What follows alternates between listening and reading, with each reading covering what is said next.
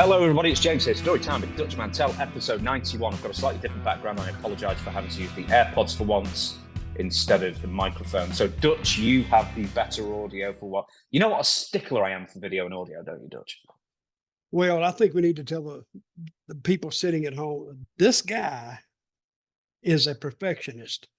I'll put up the screen of myself, and he said, no, it looks this way. No, change it.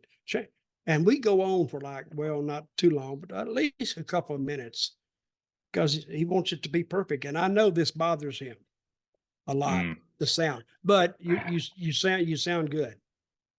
Yeah, I think actually AirPod Pros 2 actually do quite a good job, quite frankly. Let's do the plugs then, I guess, very, very quickly. So I also can't flip between the screens normally because I'm actually recording this through Zoom. So bear with us, everyone. But we have plugs to do. Is this going to be fixed? You will fix it later? No. It goes back and forth. We'll just have to fix it in post if there is anything to fix in post. But I'll do the plugs very quickly. One, we're on Pro Wrestling Tees, and including this T-shirt, you people mean nothing to me. You can buy this right now at Pro Wrestling Tees. And as far as Dutch goes, he's got many, many things to sell you. He's got Dutch's books, Tales from a Dirt Road, and The World According to Dutch. I nearly forgot the other one. If you want them on sign, you can go to Amazon. If you want them signed, you can go to Dirty Dutch Mantell with 2 L's at gmail.com. He has hats as he's waving in front of his face, but unfortunately, I can't switch the camera to show you that he's waving in front of his face. But he also has diplomas as well, signed straight to you. And Dutch, tell me about the one you've got there. Well, we're going to talk about Sting a little bit later. So I thought I would make Sting an honorary member of the University of Dutch. And I made his diploma here. I don't know if you can see this. There it is. Yeah, you can see that. And as you see, the University of Dutch, and I called him the Stinger. I just wanted to put Sting in there. But that's not a bad looking diploma, is it? And if you want one for yourself, contact me at Dirty Dutch Mantell with 2 L's at gmail.com. And give us 5 stars on iTunes. Why not? If you're feeling generous with your time and your 5 stars, be like Meltzer in Japan, a Japanese Tokyo Dome match. Give us 5 stars. And also, Franchise University with James Douglas. We're hoping to actually record 1 episode this Saturday for a release this following Wednesday. So, as I say, Dutch, it's been a nightmare with me. Internet-wise, he was in Canada a week or so ago, so we're struggling to get it together, but we should be back this following Wednesday. And just to clarify why I've got, not instead of the microphone in front of me, I've got AirPods on, because I'm having to record this through my phone because Virgin Media, who is my internet provider, are incompetent. Just incompetent, hateful people who would screw me over time and time again. So I've got to do this on my data on my phone. You could get sued for that. Only if you tell a lie. No, only if you tell a lie. It's slander if it's false, Dutch. That's a double suit right there. Because you backed up your first slanderous statement with another slanderous statement. See, 2 truthful statements of honesty from Honest Jamie. Okay, your background is different. And I'm going to have to say this. I kind of liked your other background. But now it's gone forever, right? I mean, I still own the house, but I'm going to rent that out. But yeah, so I've moved into a new house with a nicer deal going on, but I can't film in the office for a couple of weeks. So I've got a temporary thing in my dining room at the moment. Okay. And so this is why everything's looking a bit different really at the moment. But the content itself will not change. We'll still be tackling the news. I can't stand change. It really messes me up. So when that background disappeared, I was at a loss for actually words. And that's why I'm wanting to hear some reassuring words from you that your background will appear at some point in the future, and then I'll be okay. Can you say that? Yeah. I can say, well, I'll tell you, the background's going to be a little different, but it's still going to be an office, and we're going to have all the lovely YouTube awards up finally as well. Like, that one that I sent you months ago, paid with my own money, and you still haven't got it out of the box yet. What is that? Oh, the YouTube award. Oh, yeah. No, it's right there. It's right up under the chair, so nobody can bother it. So, why don't you do like a live unboxing or something like that? I need to stick it up back there. Have I even shown it? No, you've shown the box. That's it. That's good. Just show the box. But hey, take it. We did break. We had 115,000 subscribers now. I think we need to, and everybody, you know, when I get emails from people, you too, they say that we're sometimes the top wrestling podcast, and sometimes they'll say we're number 2, and we're being compared to Cornette. And Cornette, I mean, he does a lot of cussing on his show, but he has about 300,000 subscribers, I think. But he's been at it a long time, more than us. He's probably been doing a podcast for 6 years, wouldn't you say? No, he's been doing it since 2013. A podcast? Yeah. The current one he's been doing it since 2013, I think, yeah. So he's got like, I think he had 9 years on us. Well, that little bastard. I didn't know that. But anyway, let's talk about some damn wrestling. Let's do it then. One more thing. Tuesday, by the way, is questions for Dutch@gmail.com, the Ask Dutch Anything episode. So I just gave away the email for some reason. Questions for Dutch@gmail.com if you want your question posed to the Dirty Dutchman, the crafty veteran himself. But we're going to go on to the news, and plenty of news as always. I always worry, Dutch, it's like, I haven't got too much news this week. And then all of a sudden I've got more than I can fit in with 2 hours for whatever reason. But you made the news for all the wrong reasons a few days ago. And it was with comments about Jake Hager. And when I say all the wrong reasons, it's because some imbecile had decided to either completely misquote you or you were obviously joking, and they've put it like, tell people what you said. I forgot what I was talking about now, but apparently I was talking about Hager, Swagger, and I made a comment like, well, he needs to go out and get a real job. But I was saying that ribbingly. Like I'm ribbing. You were laughing as you said it. Yeah, Jack would get it. Like we'd be going down the road, and Jack said, well, what do you think about this? I said, well, hey, you can get out and get a real job. See, we've done that 1,000 times. And, it's a inside joke between me and Jack. But apparently this young man or whoever it was, he took it the wrong way. Oh, Dutch is slamming Hager, blah, blah, blah. No, I wasn't doing that. So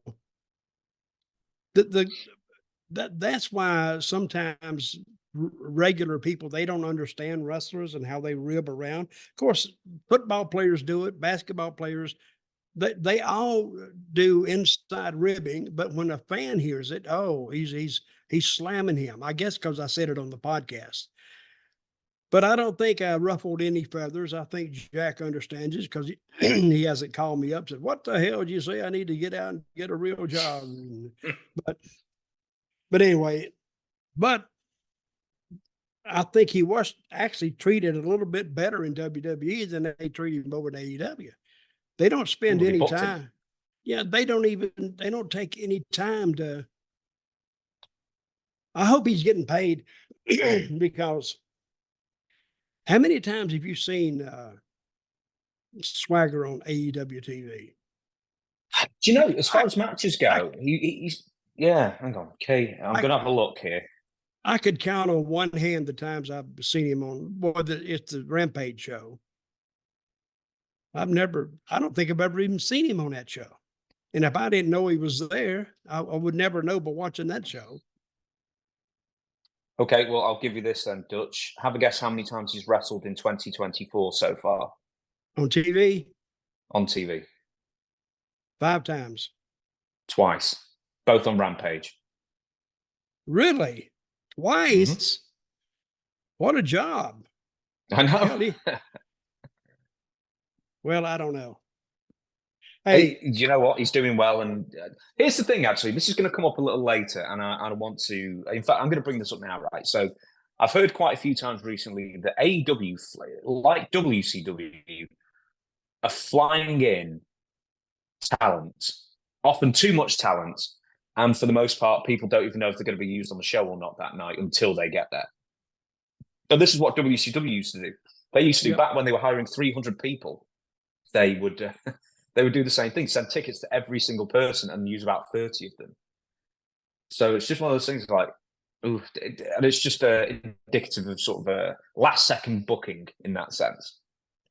So they come in to do TV and they have nothing for them. What's that tell you? It's a lack of planning, really. If you're not going to, and I can see bringing some extras, but I don't think you got to bring.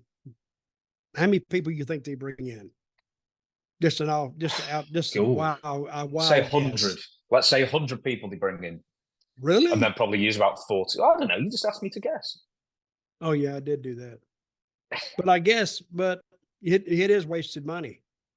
So, but how many times do you think they brought Jake Hager in and didn't use him? Every time? They could have done. You need to ask him. You need to ask Jake and say, how many times have you flown to just a Dynamite or Rampage or Collision taping, and how many times did they not use you? Well, he may be mad at me now because I blasted him on social media. It was not a blast.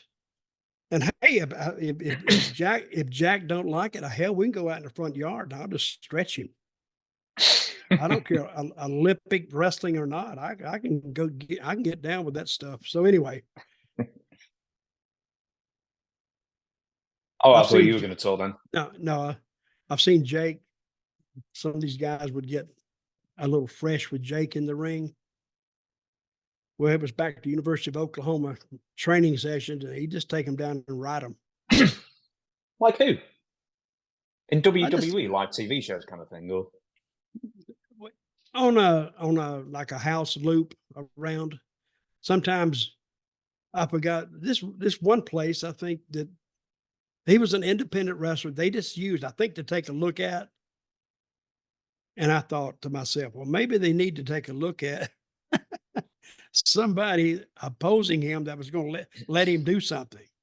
Jack didn't let him do nothing. He just took him down, rode him around, and slapped him on the butt and everything else. Just embarrassed him and then pinned him. 1, 2, 3. We got up and left. So, and Jack, he said, how did I do? I said, oh, you did great. He said, what about the kid? I said, what kid?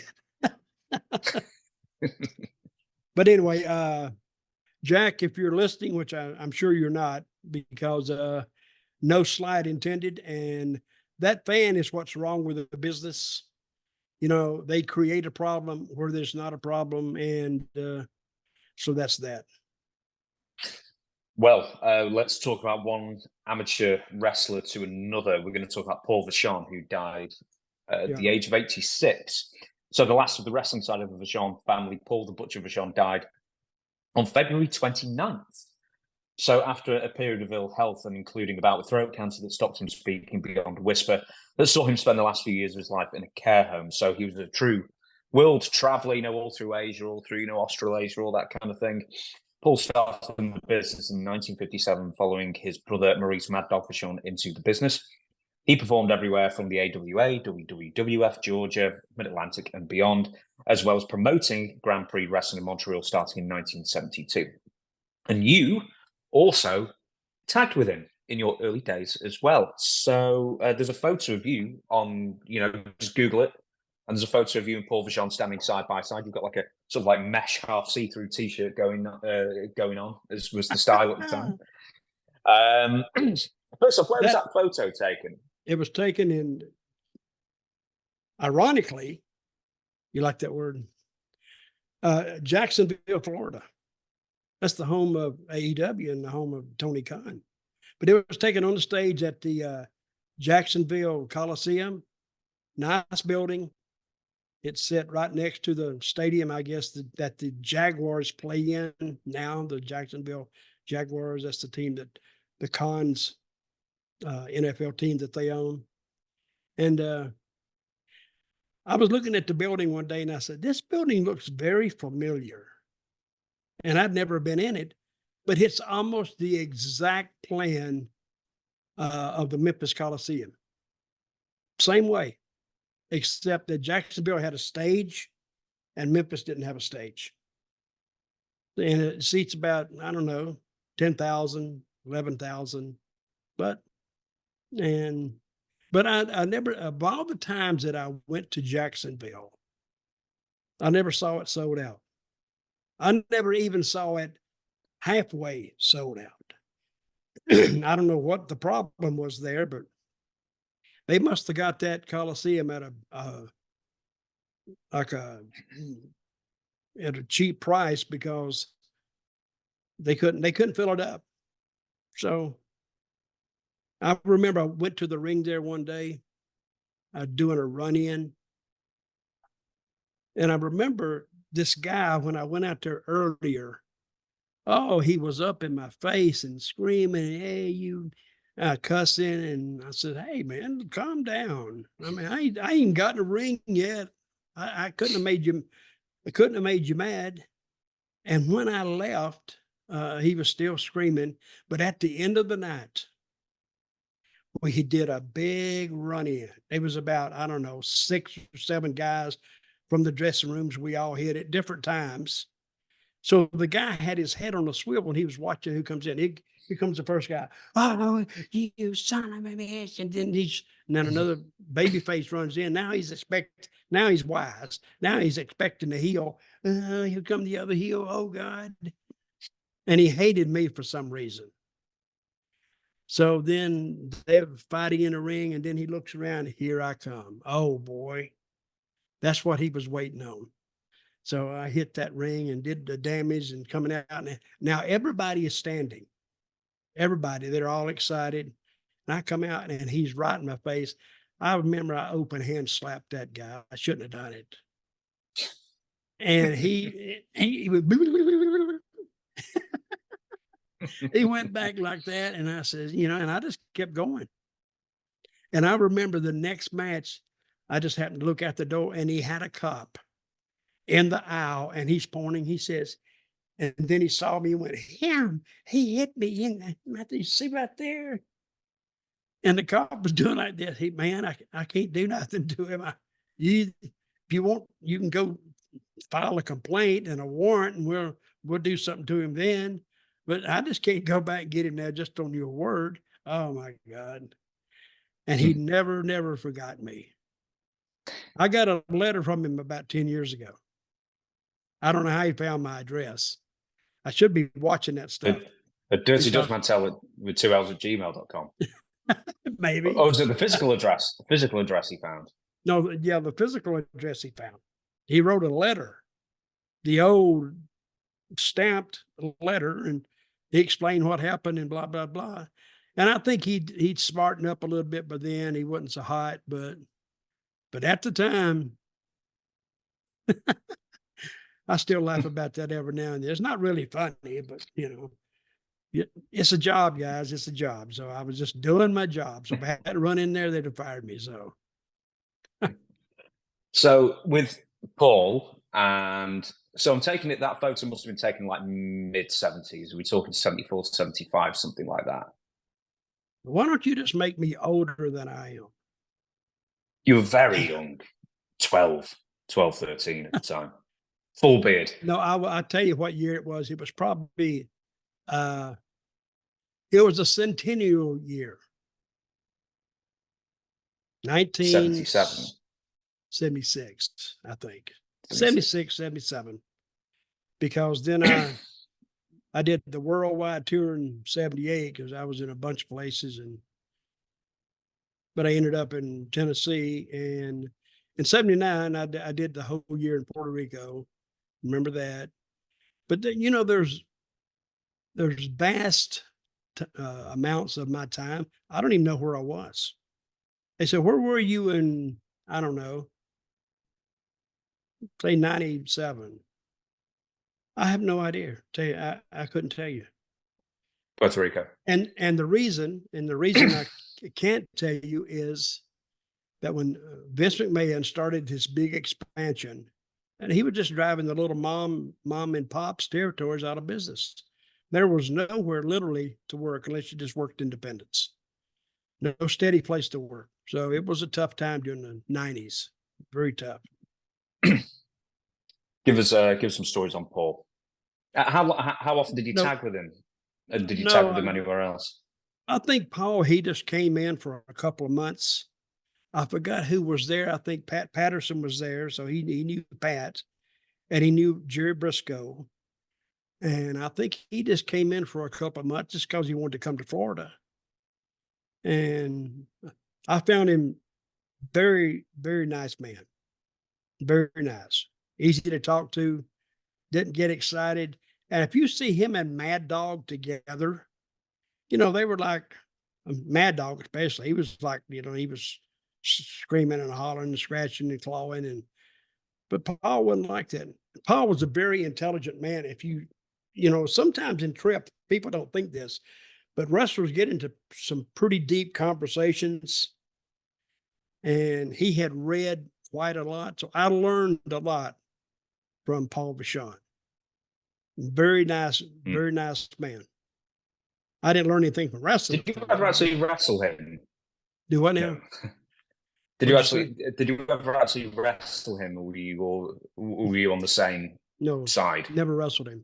We're always heels. We was always getting the shit beat out of us.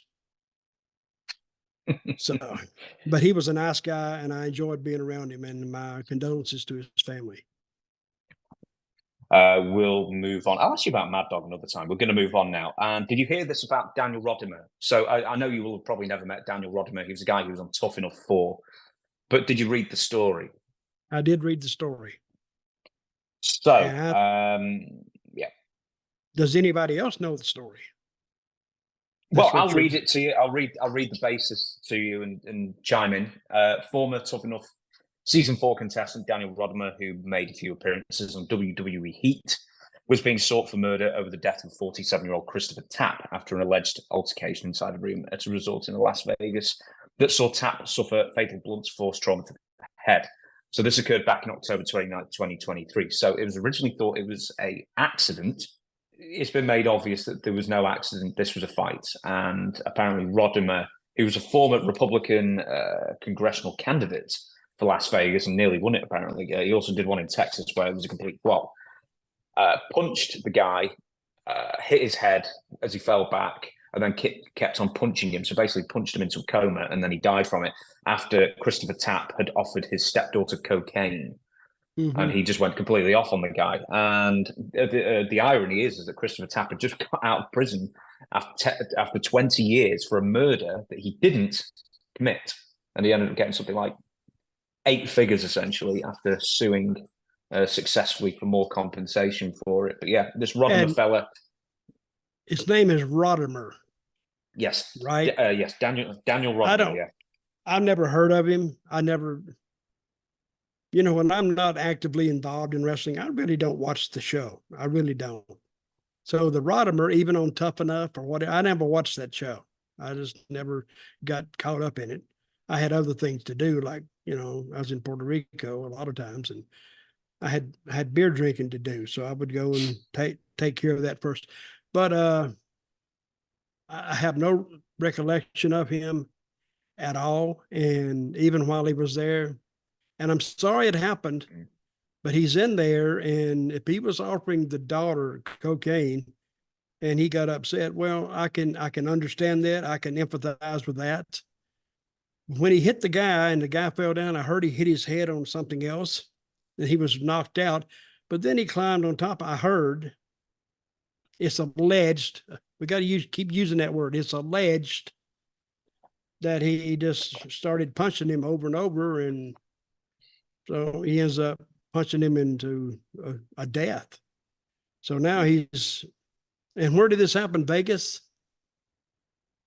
Vegas, apparently, yeah. Just so you know, Rodimer, I mean, he basically had no main roster experience apart from a couple of appearances on Heat. The only funny thing is that he was like 6'7", 300-pound almost, considered to be a future star. He was actually going to be booked to debut on the main roster with Edge and Randy Orton and being like a top tier team straight from the off. So they had huge plans for him, and essentially they offered him a development contract for like $50,000, and he went, "Well, no, I'm already making $200,000 a year." He had some like really high flying job, and then Vince actually went back to him and said, "Look, we'll offer you so and so just to train with us." So he was almost given the Brock Lesnar treatment, and then he quit again because he just didn't want to do it.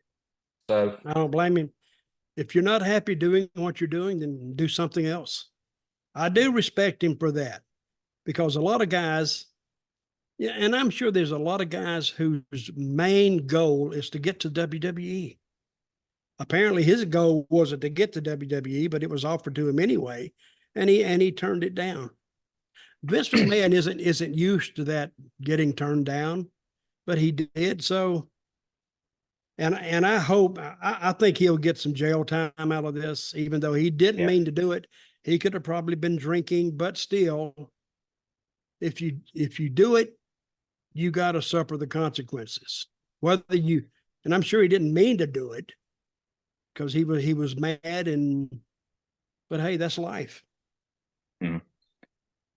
There's a number of assault charges that he was arrested for, but never convicted for as well. So I don't know what was going on there. But anyway, so as I say, how old was his daughter? 16? Well, he was 40. Well, he was 45, so she would have been pretty young.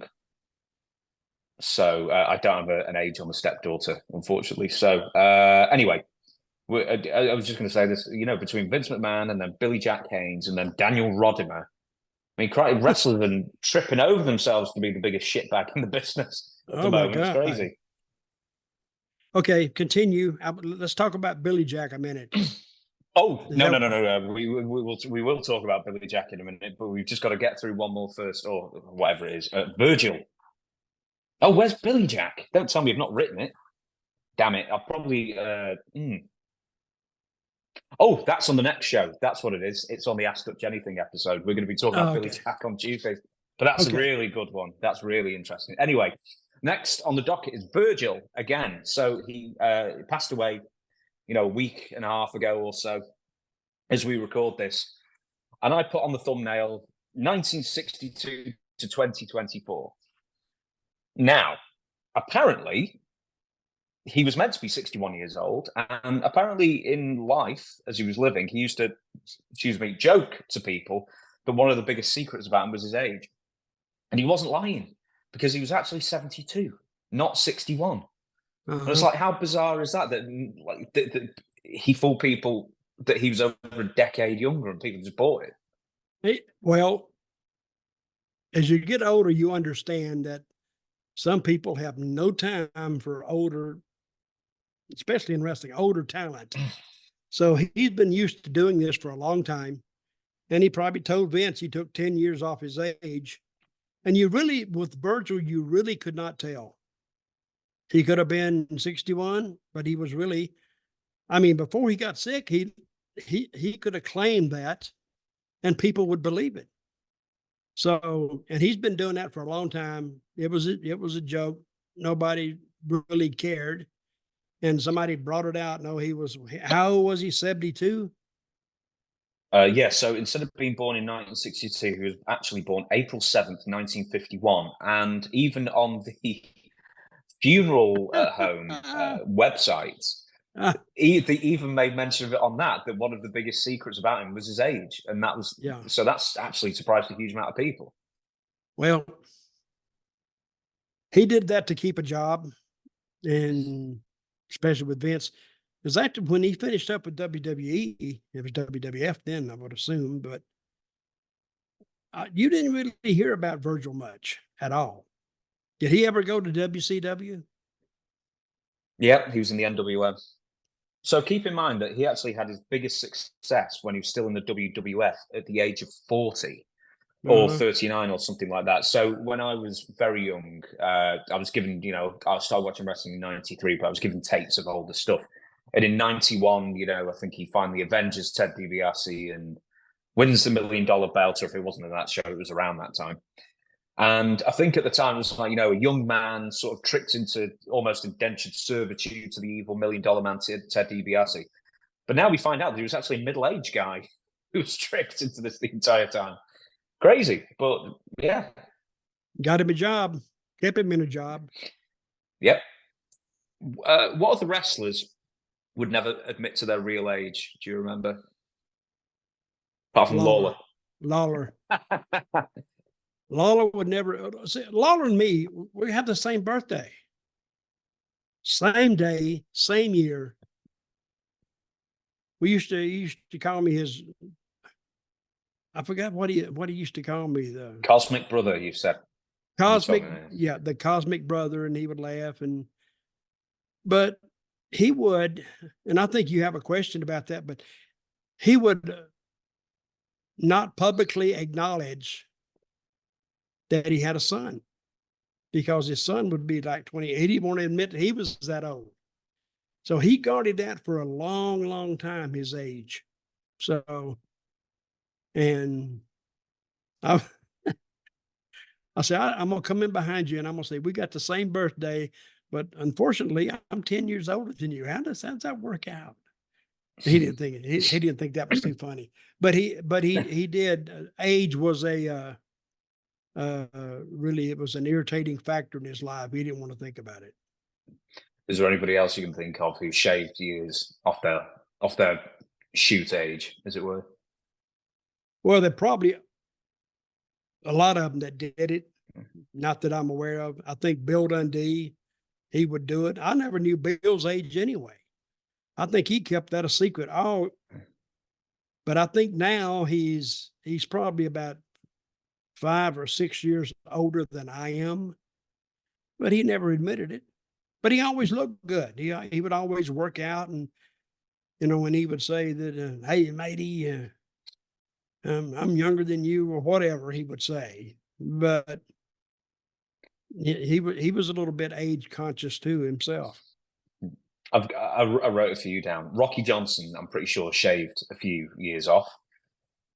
Famously, the Boogeyman, if you remember him, because he must have made a couple of appearances in WWE at the same time you were there. And famously, he was on Tough Enough, and they discounted him straight away because whoever the judge was says, "How old are you?" 30. But how old are you really? 30. But yeah, but what's your age? 30. And then eventually he's like, okay, what's your actual age? 40. and then they disqualified him straight away, but then they ended up bringing him back and he was there for years. Another one who no one seems to know the age of is Abdullah the Butcher. No, and I don't think he was asked that many times anyway, Abdullah. So, and I don't know how old he was. Still don't know how old is he. I'd guess like early 80s, maybe. Now here's a guy that was always big, but he looked like. But you ever heard of, like, he looks fat, but he's not? I mean, he had working ability to go in that ring, because he would go in there and he'd pull matches sometimes 15, 20 minutes, because he didn't do nothing, just walk around the floor and beat people up. But that takes a certain amount of energy, even in that. But I never knew how old he was. And let me tell you how stupid I was. Have I told you this story? I first met him in Atlanta, and they said he was from the Sudan. I swear to God, I sit there, and I was sitting across from Abdullah one day. I'm a kid.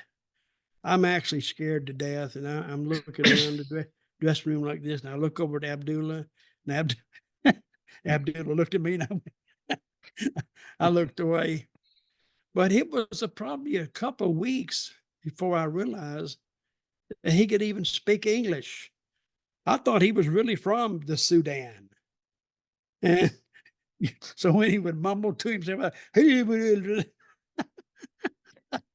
I said, oh, he just getting himself prepped up or whatever. But I actually believed he was from the Sudan. And finally one day he said, hey, mate. He has a very light, thin voice too. And he told his manager one day, hey, mate, could you hand me a Coke? Something like that. But he had that. He had a real, and wait a minute. I said, this voice does not fit this body. So, and then I found out he could speak English. And finally I asked somebody, stupid me, I would ask, is he really from the Sudan? They said, no, you Mark, you idiot. He's from Toronto. I said, well, nobody else says that. He said, it's a gimmick, you goof. And then we went on. See, guys, when I started, they had a great deal of patience with me. They had to. So, but I can say this: none of them ever like kept ribbing me about it, or they just thought it was just a stupid statement, and I was just young, and they let it go. Excuse me, I don't have the button to like blank out my coughing. But excuse me, so sorry, you have to do my coughing all the way through this. Hey, Right, we're going to get to A. Don't cut that out. No, I'm not a chance. I'm not going to cut that out. We're going to get to AEW. We've got a ton of stuff about AEW this week. And first off, AEW Dynamite has a new set. So what do you think about it? So it's got like the two circle things like TNA used to have, like the tunnels almost. And then they've combined it with the color of, do you remember NXT 2.0 when that logo came out a few years ago and it was just like a rainbow? Now, what did I just tell you? Forget about it. Anyway, it's very cool. If I don't watch it, I know. Only what you throw at me, and then I watch and I comment on. Okay, what do you think of the new set? Oh, it's a nice looking set. It's a huge, huge screen, and I wish them all the success in the world. And that's very Everything bright. Else is black, though. It's what? Everything else is really black, though. That's the only thing. So they've got like this one bit of color in the middle, and then everything else is pitch black. Yes, what I'm saying, they need to leave that. Do they leave the logo on the screen during the matches? I figure they do, yeah. They'll have to put some lights on. To get some light in there. I swear to God, you could get mugged in that place. if you see those, when you go up in the crowd, WWE, you don't see that. Because that's one of the things one of the engineers told me. He says they are very, very heavy on lighting. And they are. I mean, you can see, say on Raw or SmackDown. Now it's a TV show. I got it, but they're doing it for TV. And that's what Rampage and Dynamite are. They're TV shows. So you need to light it up. That's the first thing I think the executives at the, say, TBS or any station you want to go on or any network, they look at your production. And if your production, I don't give a crap how good your product is. If your production is bad, they don't want it. They do not want it. Because if you don't have enough sense to light your set, and it's lit well enough for the match and for that, but they want to see and it's very expensive. Now this is years and years and years ago, and I'll tell you back in it was in the mid-90s. And I got to talking to the people that do the lighting. I was just in there early one day and they were there, and it was some lady, some girl who was in charge of the lighting crew.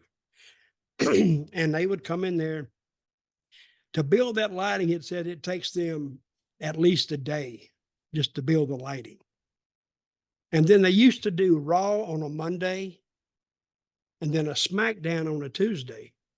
And as soon as Raw ended, they were up there taking it down, taking it to the next town. And when they got to the next town, they got their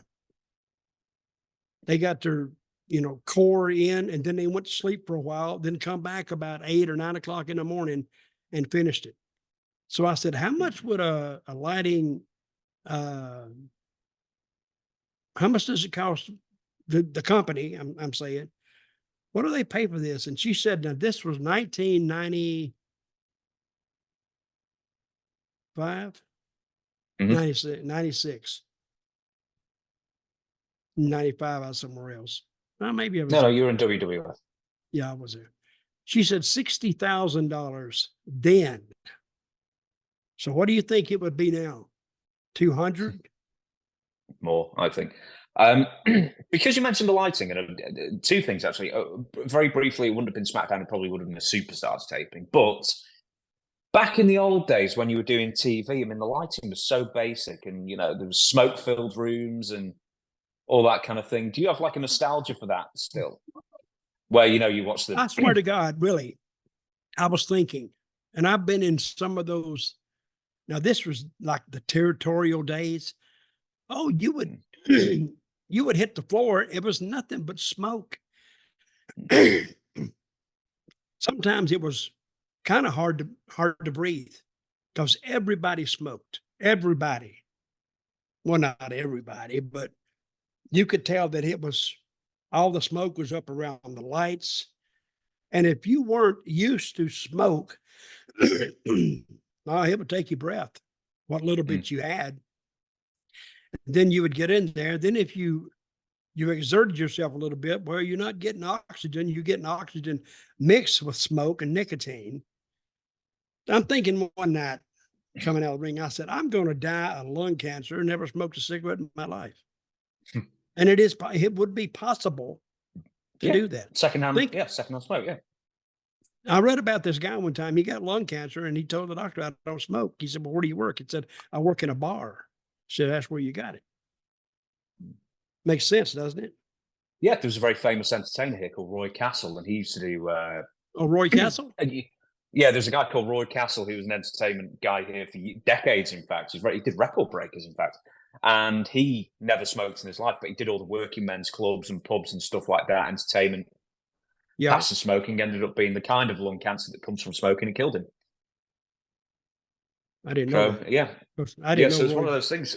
I didn't know Roy Castle anyway, but I liked the name. Yeah. So he did get lung cancer from just working in a bar. Yeah. Essentially, yeah. So I wasn't wrong. But anyway, no. I used to hate that. I said, and you could not make, I brought it up a time or two. I said, guys, I'm not just me, but everybody, when we hit the floor, that smoke is killing us. And they told me we can't do anything about it. That smoking's allowed in the building, so they can smoke.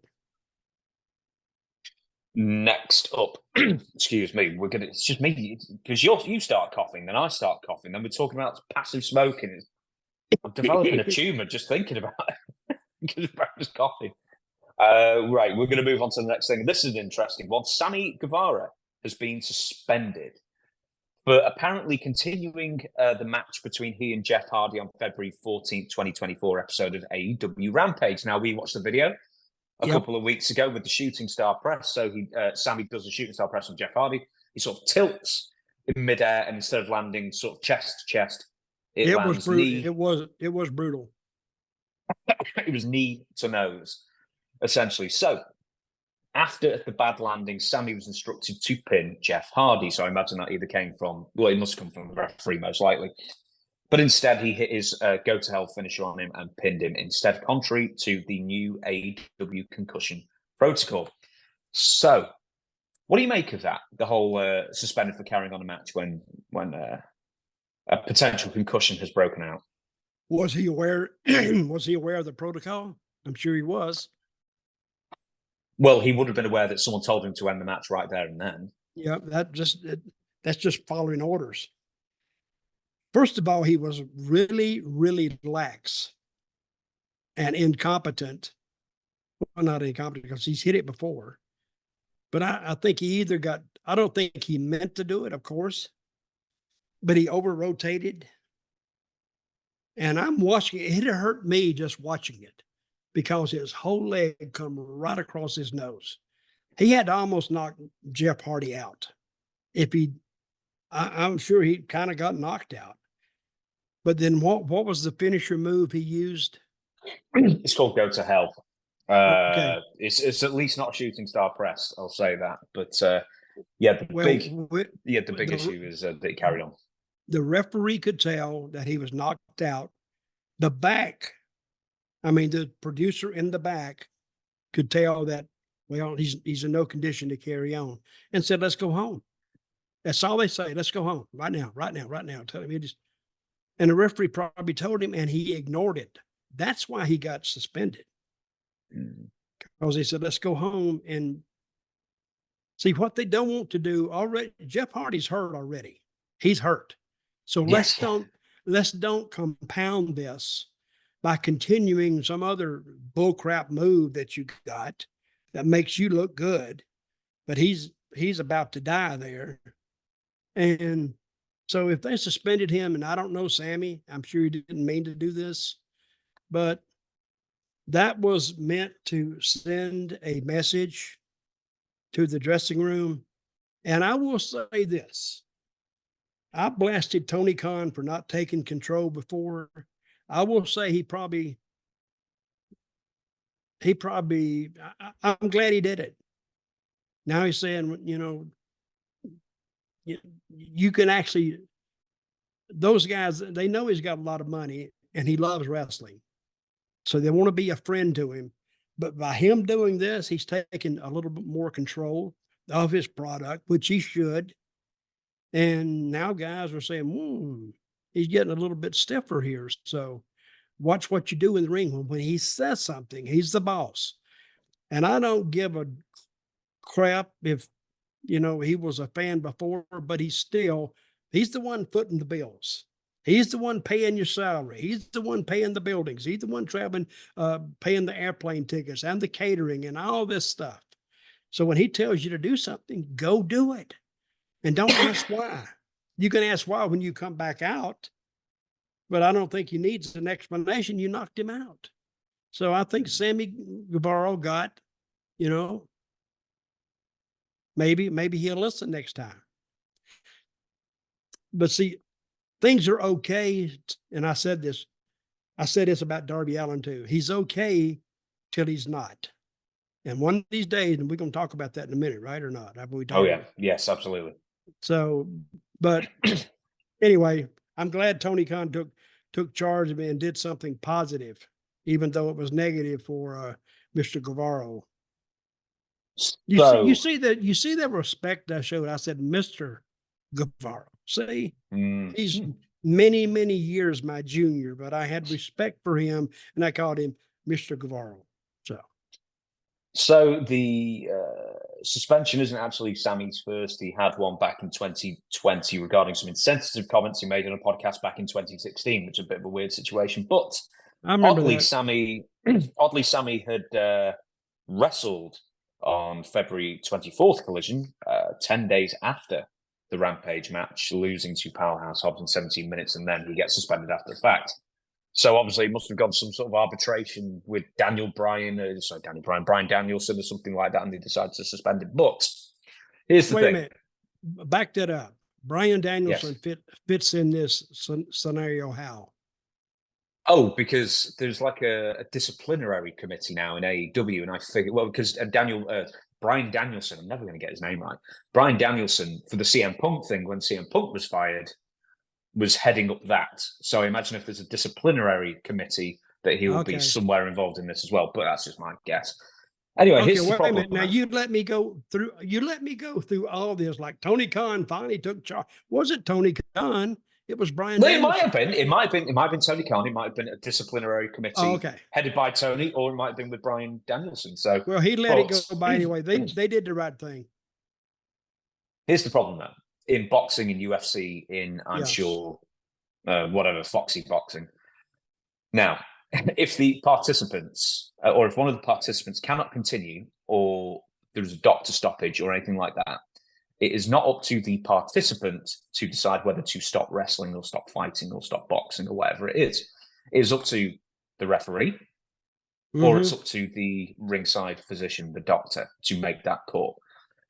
So, having said that, what about the doctor then? What about the referee? Let's say that Sammy was told and he ignored it, then he should be suspended. But shouldn't it be up to the referee or the doctor to go to the timekeeper and just call it now? Well, I don't think they've relayed that information to the referees. They relayed it probably offhandedly, but I think the referee, they might have a little fear of doing this, especially on TV. And they could be wrong, or they could get heat on them. They can lose their job. That's what they're thinking. Now, do they have a doctor at ringside? Yes, they do. I think so. Well, but I never saw a doctor at all. Did you? I think he came in. He came in after. He came in after. Could have done, yeah. So, yeah, but yes, they should be. And I think they should call all the referees together and doctors too, and say, if you see something where the guy is incapable of continuing, or it looks like he's out, stop the match. I don't care what it is. You have to tell them, I don't care what it is. If it's a championship match, you may give it a little more leeway, you be a little more lenient, because that affects the future of the company. But these guys, when I saw Sammy come off with that move, I think his legs over, he just kept spinning a little bit and landed boom. But again, I don't think he meant to do it. He over rotated, but he knocked the guy out. So, and Jeff's been knocked out several times before, and I don't know how many times he's been knocked out. But I know he's put himself in a stupor quite a lot of times back in the day, I'm sure, as well. I know he got knocked out a time or two in TNA. Oh, yeah? So, hey, I remember the times afterwards that I got knocked out when I was first starting. I got knocked out with this guy in Savannah, Georgia one time, years and years ago. And I forgot what happened. We hit heads. We were both getting ready to throw the punch, and we just collided, bam, and I went down. And the story I tell about that is, when I went down, I was out, but I was almost in a dream state. And I went back, sounds silly, but I went back to when I was like 6 years old, and I was walking on a little trail to my grandmother's house, and you had to go up over a little hill. And I remember that. And it was like, it's so clear. It was like 10 o'clock in the morning. I could hear the birds singing. Of course, the birds were probably getting punched. And it was a beautiful day. And it was like, I recalled more about that than I recall about the morning that it happened. And then when I came to, the lights are bright and it's dark out here. I didn't know where I was, what I was doing. And the referee was named Charlie Smith. Anybody that knows anything about Georgia Championship Wrestling remembers Charlie Smith. And he said, "You okay?" Yes. And I don't remember what I said, but we finished the match, whatever. I even forgot to finish. And I went back to the dressing room and went out the wrong way. They had to come and get me and take me and said, "No, that's the wrong aisle. Go this way." So I don't know. And when you get knocked out, you feel that for a while. You're just not right. And I've been knocked out more times than that, but of course I played football when I was growing up, and I got knocked out in that. So I've been knocked out. I say in my lifetime, I've probably been knocked out at least 10 times. Well, maybe not 10 times, 8 times, but a lot of times. Probably the birds you were hearing in your dream was probably the bird spinning around your head. Sweet. Now that's not humorous. That is not funny. Do you want to know what is funny? Do you want to know what is funny, Dutch? What? There's a tattoo that's recently been debuted. I'm actually going to show this on my computer here because I don't have editing facilities at the moment. Of Tony Khan. Push it in a little more. I can't. I'm going to knock over the camera if I do it anymore. Okay. So there you go. Some insane person who's got the face of Tony Khan on their left arm, apparently. And that's a tattoo. Yes, that's not going to rub off. Let me ask you this. Do you have a tattoo at all? Yeah. You do have a tattoo? Yeah, I've got a few. Remember earlier I told you about my fear of needles? Yes. This is off camera, by the way, everybody. I could not ever bring myself to get a tattoo. And there's reasons for that. Blood and needles and smelling, all that stuff. But I don't know why a guy would get a tattoo of Tony Khan. Now somebody's going to say, "Who is that?" "Oh, that's Tony Khan, man. Who in the hell?" "Who is he?" "Oh, he's a wrestling promoter." And they go, Yeah, okay. But it is a tribute to Tony. So what would a tattoo like that cost? It's not a bad tattoo, but it is a bad depiction of Tony Khan. It really But is. how much one of those would cost? I mean, you'd definitely be What? running into the hundreds to defile your body in such a way. Oh, I think it'd be more than that. Don't they charge by the hour, or how they charge this? Yeah, they charge by the hour. That'll be a few hours, definitely. But I don't think it'd be like 1,000. I mean, it depends where you go to.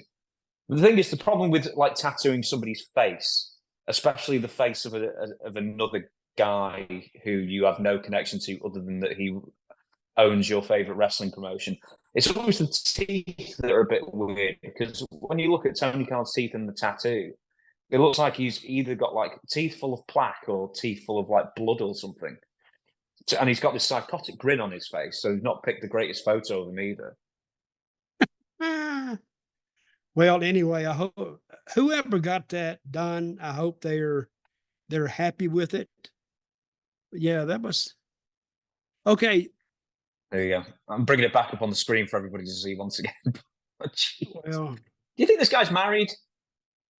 who, the guy that got it done? No. Yeah. Who's married? Tony Khan's not married, is he? I don't think he's married either, no. But I mean, do you think this guy's like, allowed out without supervision in some kind of way? I'm basically just trying to ascertain if this person is criminally insane. Hey, the guy may hear you, the guy that had this done on his arm, he may hear you talking about him and come looking for you. What's he going to do? Just get another tattoo of someone else on his body? Well, what if he come up and he wanted to physically attack you? What would you do? You say, hey, wait a minute. You know what would look good? What?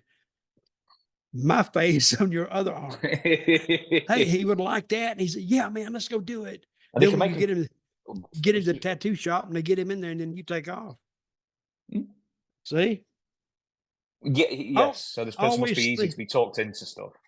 Thinking ahead. That's how I've made it all these years. Tell you, if you think a tattoo's bad, painful, and it is painful, depends on where you get it. But removing a tattoo is even worse. That's really painful. Did you have one removed? Yeah, I've had one removed. It's horrible. It's like 1,000 elastic bands flicking you at one time. And the laser goes, and it almost like boils your skin slightly when it happens. And oh my God! I don't even want to hear about it. I really don't. I could not get a tattoo, and I damn sure couldn't have one removed. I'd pass out. That's how I escape things. I just go out of my consciousness and just leave. Oh, dear me. Right, next we're going to be talking about... Do we want to talk about Miro, or should we leave that? Let's talk about him. Okay, so there's something called Meat Madness. Rusev, yes, probably best known as Rusev.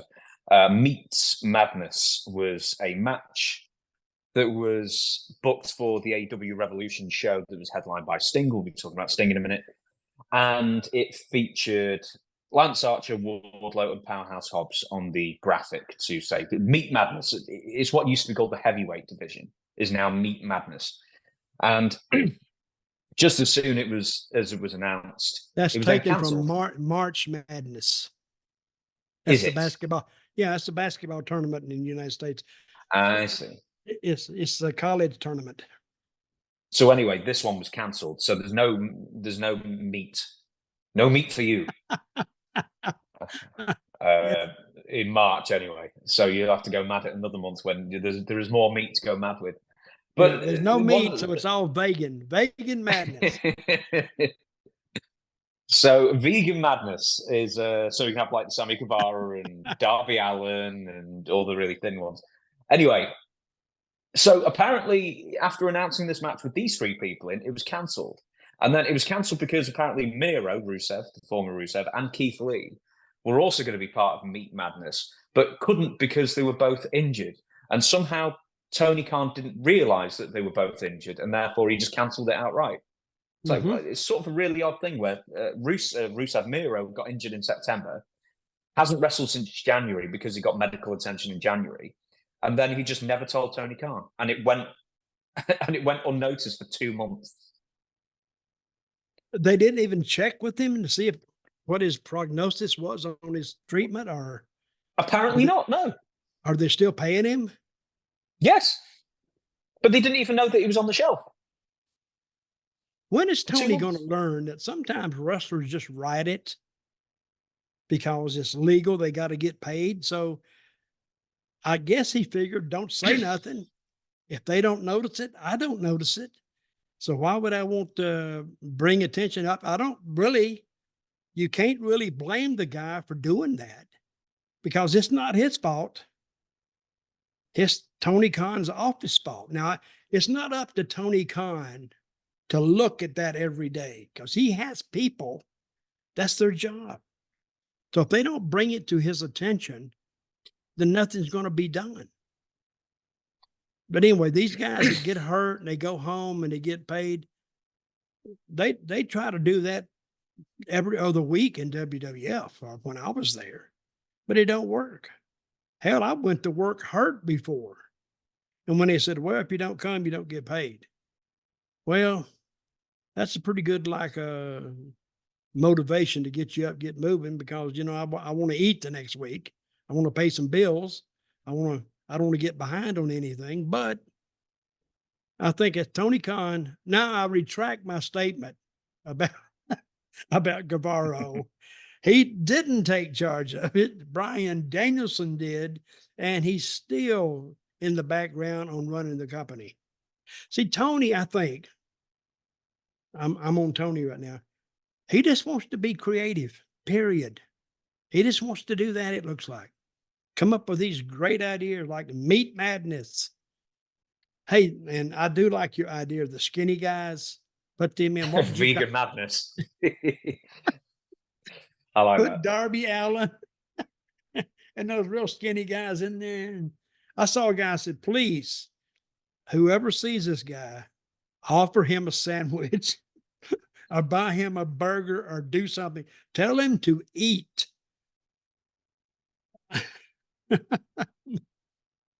Oh, dear. Do you think that, because the big joke is that Tony Khan didn't even know he was injured, let alone on the shelf and had surgery or whatever medical procedure I guarantee you then if nobody called him, he just fell off the radar.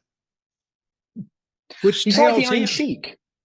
Yep, same way. Do you remember the Iron Sheik in WCW? They just forgot they were paying him. He told me the story. He said, Bubba. He called everybody, Bubba, I go to the office and they look at me, they say, oh, Sheik, what are you doing here? And I'm saying, I want to talk to, and then they walk away and I don't know. And he was hurt, but they kept sending him the check.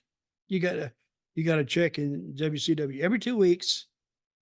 But he was making, I guess, I don't know what he was making, $5,000 a week. 125. Was that what he was making? I think he was 150 or something like that. Yeah. I think he's making a little more than that. But if they keep sending you checks and they're not checking on you, why would you check with them? That's their responsibility, not the talent. So I don't blame the Sheik, but they paid him, I think, close to 2 years. And he never showed up one time. Maybe he may have showed up. But... yeah, but he showed up a couple of times and he was so bad they sent him home and then forgot they were paying him. Amazing. Well, he probably showed up, but, my shoulder. And Sid Vicious was with him. Oh, Mr. Sid. What do you call him? Sir Sid. Oh, Sir Sid. What are they talking about? Good guy. If he liked you. Do you think that Miro, Rusev, because he was barely on TV when he was healthy, and then they had that really awful storyline where his hot, flexible wife, CJ Perry, the previously known as Lana, turned up, and then it made no sense. No one was buying it. and then they both disappeared again. Do you think they're Well, basically trying to not get noticed, ride out the contract, and then go back to WWE? no, I think they're done in wrestling. Really? Well, I think what is this CJ Perry? She's doing some she's an influencer now, right?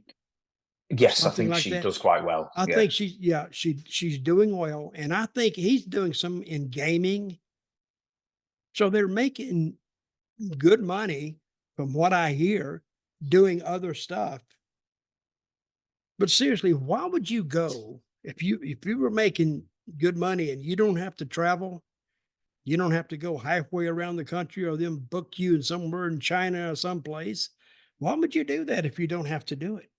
I mean, the love of the business is one thing, but when that love of the business puts you on flights, I took a flight one time from New York to India, 17 and a half hours.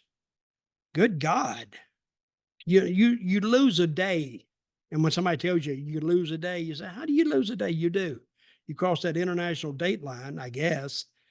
But when I got down there, it was like 12 hours earlier than what I started, or some messed up thing. I never really got it.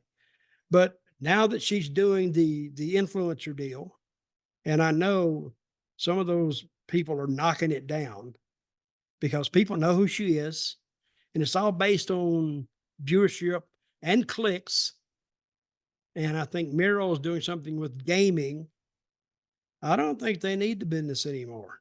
So, and I'm glad for him, because if he's hurt and coming back just to make just to make a little money, and I don't think the money that Tony's is paying him is actually matching what CJ Perry is making just off the internet. No, it probably isn't. But as we were talking about meat madness, vegan madness, which is definitely a good idea, the AEW Revolution show, Hey, Meat I Madness kind of wasn't going like to be on. I kind of like vegan madness now. I kind of like it. Yeah, I've just turned the internet off. Right. that Because the sounds internet, something. That sounds something like Insane Clown Posse would advertise. yeah, but they put it on like 3 a.m. in the morning They just go out and get as them a well. bunch of homeless guys on the street that are skinny and need something. Get in the rain, just stand there. And what are we doing? Don't worry about it. If they Let's did it, send one it'd guy be there. crackhead madness. Hey, we need to keep this show a little more serious, because the wrestling fans, Meth madness. what is Meth it? madness. Boy, they would not be a lack of competitors in that match. They'd be a lot of them signing up for that. Ladder, Meth madness. meth. Yeah, some meth, a bag of meth at the top. First one to get it takes all. These are Brilliant. all these are all jokes. The basis of them have all been tried in cars and trips and all. We would come up with stupid stuff like that to pass the time, and it was funny. It was entertaining. Meth. But I'm gonna tell you what. There are some probably promotions, that run in bars. They don't give a crap. They do stuff like that. Mm. So we may, if there's a Meth Madness match, we can say that we instigated it. We started the trend. Meth. Yeah, we own the trademark on it. Yeah, we do. And it draws like 35 people, but they enjoy. What if it's really meth up there and they have to smoke it in the arena? You got to put some stipulations on it, or share it with the crowd. See, that's even better. You We'll get a get better there. crowd. We'll I think get it's like there. the crowd and then the participants might sort of like mesh into one. And then it's just like an all crowd sort of thing. Anyway, we could carry on with this for a while, but we're going to move on. We're going to move on to Sting's retirement match. So from what you saw of the match and all the craziness that surrounded it and the speech afterwards and all that kind of thing, what were your takeaways from it? I got on the internet. I got on somewhere, and I says, what would AEW have had as their main event had they not had Sting in his retirement match? Oh, people got all upset. Oh, damn butthurt about it. But I'm thinking, listen, you don't get these retirement matches that much anymore. I mean, Flair had one, but nobody believed it, even when he had it. But Sting, let me say something about Sting. People believed it. When Sting said, "This is my last match," people believed it. And you know why they believed it? Because Sting, over the years, has always been straight up with them. He's never been busted for drugs, never been busted on any kind of a sexual charge and nobody says anything bad about Sting. Even in the industry, he's respected. So when the fans heard, "This is my last match," they believed that because he's never led them astray before. And they took it to Greensboro, which was a smart move. Now I'm putting Tony Khan over again. A smart move on Tony Khan's behalf, because Greensboro in the old Mid-Atlantic, it was like Madison Square Garden for WWF. That was the big arena. It's like 20-something thousand seats in there. And they use it for the ACC basketball tournament. And they've had some NCAA, championship games in there. So that was their go-to arena. And Sting was over there big time. Him and Flair, they had a angle going one time, a feud that would sell it out. Of course, they sold out back in those days. They sold out a lot of times. But that was when they had a card that was hot, they'd put it in Greensboro. Because it was a big building and it got used to drawing in people. But the people believed Sting was going to be his last match, and they tuned in to watch it. Now, a lot of people says, "Well, the match wasn't that good. It was this, it was that." I don't care what it was. As long as it was acceptable to fit in a wrestling ring, that was not the point of the match. The point of the match was not to have a barn burner. The match was to see Sting in his last match. And somebody says, "Well, isn't traditional in wrestling, if Sting is leaving, for him to lose?" Well, yeah, it is. But in this particular case, if he'd have lost, they'd have had a riot in Greensboro. Because people would say, "We spent our money to come over here and you give us a crappy finish like this and you beat him." So really the gist of the match, it wasn't how good it was was that they leave happy. Now the guy that they have put so much faith in and so much trust in over the years, it finally ends victorious for him. Everybody's happy. They're patting each other on the back, hugging. But I did hear that he was giving his speech and it was cut short. Yeah. There was only 3 minutes left on the pay-per-view when he gave his speech, and the didn't elongate. I'm sure more of it. I'm sure more of it was available afterwards, on the internet. But yeah, it's just one of those things. Really, probably the match ran a bit long. Did you see it? Yeah, I watched it all. I watched it all last night, and I've heard that some people loved it, absolutely loved it. I was a bit warm on it. It was a good match. And I think overall it was a good pay-per-view. It really was. Those guys were motivated. Of course, you get motivated when you're a talent, when you go out there and you see it sold out. That's a rush. It really is. I think everybody should be able to have that feeling sometimes of walking out there and there's 16,000 or 20,000 or 80,000 on WrestleMania sitting there. It is overwhelming, and it is a rush. Let me tell you what else is a rush. Go out there and there's 25 people. Well, you 25 people in there. You go, "God, what happened to that rush I had yesterday?" But I think that now we got to go now to one of the other big issues is Darby Allin going through the plate grass. Were you going there? That's exactly where I was going to. So apparently there was a plan B if Darby Allin was so messed up he couldn't continue after the glass. Well, what's that tell you about even putting a plan B in place? They said, "Well, this is what they're saying. Darby, we think you're going to kill yourself." or we think you're going to paralyze yourself. So we got a plan B.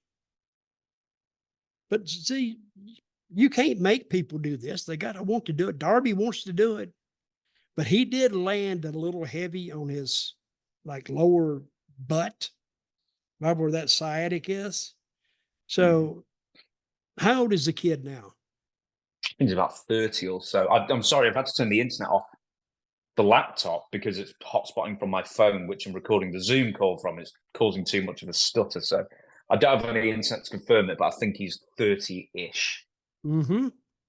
Well, I'm sure he's feeling it now, but he's going to feel it a lot more when he hits about that 40 mark. See, they said he was on a 12-foot ladder. That means he almost crashed 20 feet. I mean, from his head, yeah. Yeah. From his 20 feet at least. Consider the ring is 3 feet, probably 12 feet. That's 15 feet. Then he's even close to 6 foot tall. Yeah, you're looking at, how tall is he? He's like 5'7" or something. He's very small. Well, add 5 to 15. He's at 20. But when he come off and all the people stood up, and it was like the Evel Knievel. He's going to go into it come hell or high water. So I was watching that on the clip that you sent me, and the people stood up and they said, no, he's not going to do this. And so when he crashed through it and he survived, later on we found out. But that's going to, I'm glad that was the case, because he's going to survive until one day he doesn't. I'm not saying dying, but he could paralyze himself. It's a very, very dangerous move. Listen, you couldn't melt and pour me on top of that ladder. I wouldn't do it. I would be grabbing everything I could grab to stay on the ground. See, flying through the air was never my intent when I got into wrestling. I just don't get it. I don't. But now the next thing is AEW had fans sign a waiver that says if you're I don't know if it was a waiver. I don't know if it was a waiver, but it was actually put on the screen. It was posted. That's what it was. Let me tell you exactly what it said. It said, if you have a seat on the floor, you are at risk of being struck by persons, objects, barricades, and other items. Please be aware of the action as you're watching and move out of the way if someone or something is coming your way. So, something including shards of glass. By staying in this area, you assume all risks of injury to yourself and your property. Somehow, putting that on the screen, I don't think is like a blanket indemnity on them getting sued if their face gets cut open by flying glass. Yeah, try that in the court. You said, well, Your Honor, we posted it on the screen. That's not flying. That's not getting by. Because if you knew that they might get hurt and they got hurt, you're openly admitting that it's your fault that they got hurt. There was one guy, and I'm watching him and everybody else. He's in the corner right past the glass. It was a woman. Was it a woman with like a pink top on? She was with him. And a guy in a blue shirt. And the glass flew all over them.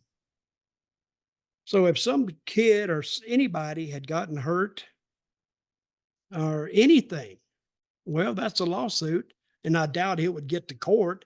I'm sure Tony would squash that right off the bat if he could. But, even say an accident, I read this years ago, that somebody has a car accident, they will come up to the insurance company. They'll come up to $10,000 just to keep lawyers from getting involved in it. They'll offer you 10 grand. And if you take it, you go on. But I don't think that would fly, because I just don't. And I don't know. Don't they have a legal department in AEW? Well, your favorite named woman, Mega Parak, but she's left now. Yeah, she's gone. Yeah, She probably heard about posting that sign in Greensboro. But I don't think that would save them. They can try it, put it on the screen, and what if they had a witness there and they said, "Hey, did you read the screen? What screen?" Oh, they had a big screen says, "Hey, if you get hurt and it's not our fault, you have you Yeah, assume or I don't have all my glasses on. liabilities." Yeah, I don't have my glasses on. I couldn't read it. crazy. Hey, As far I as love the AEW. I love all these stories about them because, again, I'm gonna go back to Tony again, my favorite person. Tony, you got to take charge, buddy. If that'd been WWE, you talk about wrestlers gaming the system, staying home and getting paid and not working or anything. The fans will game that system too. If some piece of glass hits somebody, what's to keep him from gigging his head and start bleeding and go to the doctor and have headaches? What are they going to say? No, you didn't. He'd get some money out of it. He'd probably get 5-10 grand out of that if he just complained a little bit. And you need to say, Dutch, stop putting it in people's heads. People are not like that. They're not do criminal acts, and you're bringing it up here like it's okay. But fans will game the system. I got sued one time. In Chattanooga, Tennessee. And some guys hit the ring, and we was working with Ripper Collins and I can't remember the other kid's name. But the heels fought him, and the guy got his nose busted or something. And about 2 weeks later, he come with a lawsuit, and I got sued too. I said, "Wait a minute, I didn't even touch the guy." Well, he's suing you too. So nothing came of it because when he got to court, I don't even think he got to court.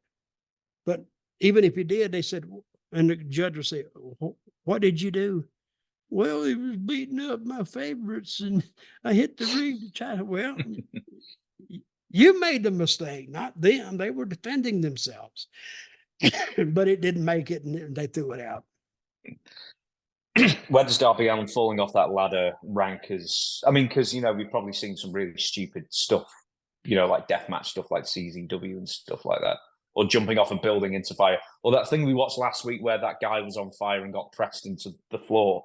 But as far as like major promotions, do you remember years ago, or not long after we started this podcast, we saw the guy wear a turban covered in.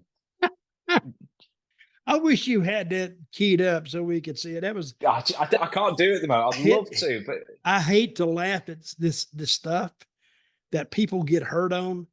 We had another one where the guy dropped an elbow off of the top of a cage or something and completely missed the guy and hit the floor from about 15 feet.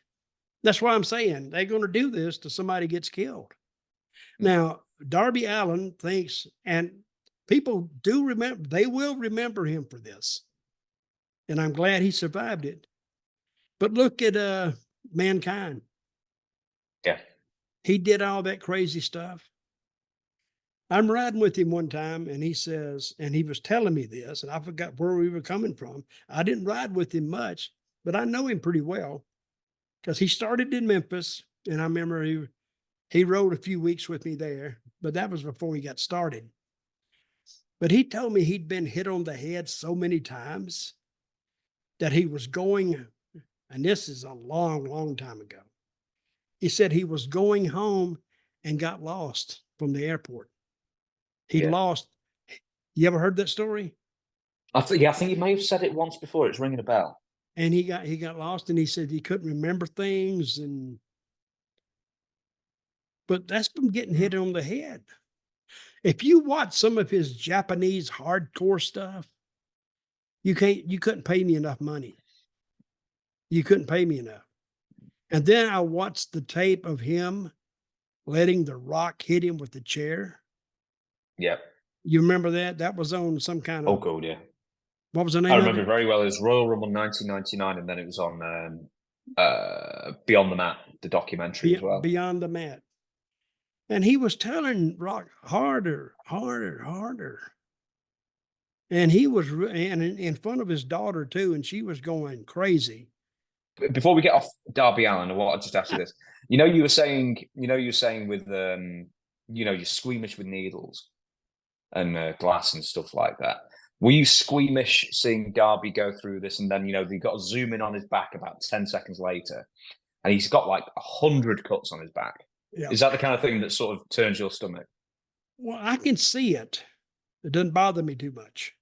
It's when I see it on me that bothers me, or thinking about something going into my body, like a needle. I'm just squeamish about it. Somebody else I can see that. That doesn't bother me at all. So when he went through, I knew it wasn't too bad because there were more like just little blood coming out of him, but he had like 100 little, cut marks on him. But he only had one, I think, is on his right shoulder. That took stitches, I think. Yeah, 12 stitches is all it's required. Everything else was just tiny little nicks. Yeah, so, I mean, he got away with it really well. What kind of pane of glass do they use? It's almost like tempered glass. So it's like safety glass. So it doesn't like break into giant shards. It almost like crumbles into like blocks. It can still cut you, but it's nowhere near as dangerous as no, I think a single regular pane. The biggest liability, I think, of that is not going through the glass; it's going through the dive. I mean, he can do what he wants to do, and people will keep coming as long as he's going to do it. But one of these days, if you keep it up, and I hope he doesn't, but the odds are that he's going to get hurt. And when he gets hurt, people are going to say, well, we tried to tell you, or you should have realized it. There's no sympathy there. Now, we're going to move on to the other match that I asked you to watch. The reason I asked was because... How's my mustache look, Dave? No, very, very symmetrical. Very symmetrical. Thank you. I'm still annoyed that your hair's so dark. My what? Your hair's still on the camera, at least it looks like nearly black still. It is pretty dark. Yeah. And but it seems to be getting darker. You don't dye it, do you? No, stop it. You think I would just tell for you? match. Yeah. No, I don't know what it is, but I've never touched it with anything. Seriously. My right hand to whoever, God. Xenu. But now I've dyed this. It's not dyed now. And I used to dye it in WWE because, again, we're going to that age thing. If I walked around with a gray beard there, they would think, yeah, well, he's supposed to be old anyway. But I don't think Vince was very, very age conscious himself. So, but the hair, I don't know. I have never touched it with anything. But it looks pretty dark. Yes or no? Yeah, very dark. But it's looking especially dark. I don't know if it's just because it's on my phone that I'm looking at it. But yeah. We'll analyze your follicular gift another time. We're going to move on to the other match that I asked you to watch. That's called masculinity, is what it's called. It's too much testosterone, too much TRT. Not that you take TRT, too much testosterone. Right. So the other match I asked you to watch was Nia Jax versus Becky Lynch, and there was a reason for it. So I was listening to Dave Meltzer and Brian Alvarez talking about two matches. One of them, Sting's last match, and he just said it was absolutely fantastic. And I watched the same one. I thought, yeah, it's fine, but I wasn't blown away by it in a weird way, and I won't bother getting into why. But then, in the same breath, they started talking about Nia Jax versus Becky Lynch and said it was an unmitigated disaster. It was absolutely horrible. And I watched it, and apart from one thing, it was fine for the most part. I don't know why they were hating on that so much. But you watched the Nia Jax match. I watched it. Think? I thought it was a good match because those girls. Hey, Nia Jax is not the greatest worker in the world, but Becky Lynch carried her the whole way. And okay, Nia Jax is a little bit of a heavy gal, But Becky Lynch didn't care. She laid on her. She dropped an elbow on her. That was pretty hard, but Becky Lynch didn't say nothing. And seriously, I saw a ladies match. I saw the Amazing Kong, the Awesome Kong in a match in Japan. And I can't remember the woman's name, but she was a legend there. They beat each other half to death, but they were working. But if I had seen that and not knowing about wrestling, I said, damn, they're beating the crap out of each other. That's what I thought with Becky Lynch and Nia Jax. I thought it was a good match, had a decent finish because they didn't beat anybody. But I think both of them go out stronger than they came in. And for Meltzer, how many matches has Meltzer had? 0. How many has he taught wrestling? No. Now he's a fan. Okay, I got that. And he can say what he wants to about it. But I don't know why he would say that was an unmitigated disaster. I think yeah, so it was a terrible match. And there was one thing, there was a glaring situation where I think Becky Lynch drop kicked Nia Jax and she got lost about what to do. So she sort of like wobbled and then she backed off and then like went out the ring. And yeah, that's okay. That didn't look good. How many fans watched the match like that? I didn't watch it like that because if you make a little wobble, well, don't basketball players fall down going to the basket? Don't football players fall? Don't they make mistakes on the field? So what is wrong with a wrestler making a mistake? And it may not, well, I'm sure it was a mistake. You don't wobble. There's no plan for a wobble, but that just adds to the realism of it. And I thought they had one of the better girl matches I've seen, really. So I totally 120% disagree with Meltzer and what's the other guy's name? Alvarez. Yeah. I totally disagree with them. Yeah, But if I was just listening to that, then it's their right to have their own opinion. It's also my right to not agree with it, and I totally disagree with it. I think with Nia Jax as well, especially since she's been back, she always had a reputation of killing people, or like half killing people in some of the matches. But and, Becky Lynch, but Becky, even seeing Becky Lynch work with her, you wouldn't have thought that this girl was dangerous. Becky Lynch left herself open, especially for that elbow drop. So that showed me something about Becky Lynch. And hey, Nia Jax, granted, she's not the greatest worker in the world, but you couldn't tell it by watching this match. I think it was almost laid out perfectly. They executed it perfectly. And if you're just looking for the clarity in it or the purity of it, well, you could pick it to death if you wanted to. But in my opinion, I think the people in attendance bought it, enjoyed it. I think the people that watched it on pay-per-view bought it, enjoyed it, and I did. It was on Raw specifically. And I saw that match. That's the only match I saw off the pay-per-view. Yeah. Raw. It was on Raw, by the way. We're going to move on now. Yeah, it was on Raw. See, I don't even know where it was. Monday. No, but saw posted on Twitter, and it was very convenient. Oh, well, that's where I saw it. We're going to move on now, sticking with WWE. And I remember a few weeks ago, someone asked us a question, or you a question, not me, saying, do you think with Vince and the whole Janelle Grant thing, etc., do you think they're going to cancel the Hall of Fame? You know, and you said absolutely not. They're going to continue as normal. Hell no. Yeah, and you were right to say that because the first two inductees for the 2024 class WWE Hall of Fame have been announced. And number one, the headliner is Paul Heyman. And well, that's going to make me buy a ticket to see it. Well, do you know what? I was actually going to say the opposite. I was going to say he's one of the most outstanding candidates for it. Would you not be interested in being a headline for it? Who, me? Or him? Would you not be interested to see Paul Heyman as the headliner? No, it's okay. He's put enough years in the business. Is that the question? Well, okay. Am I excited to see it? Yeah. No, I'm not excited to see it because he's going to get up there and he's going to talk and talk and talk.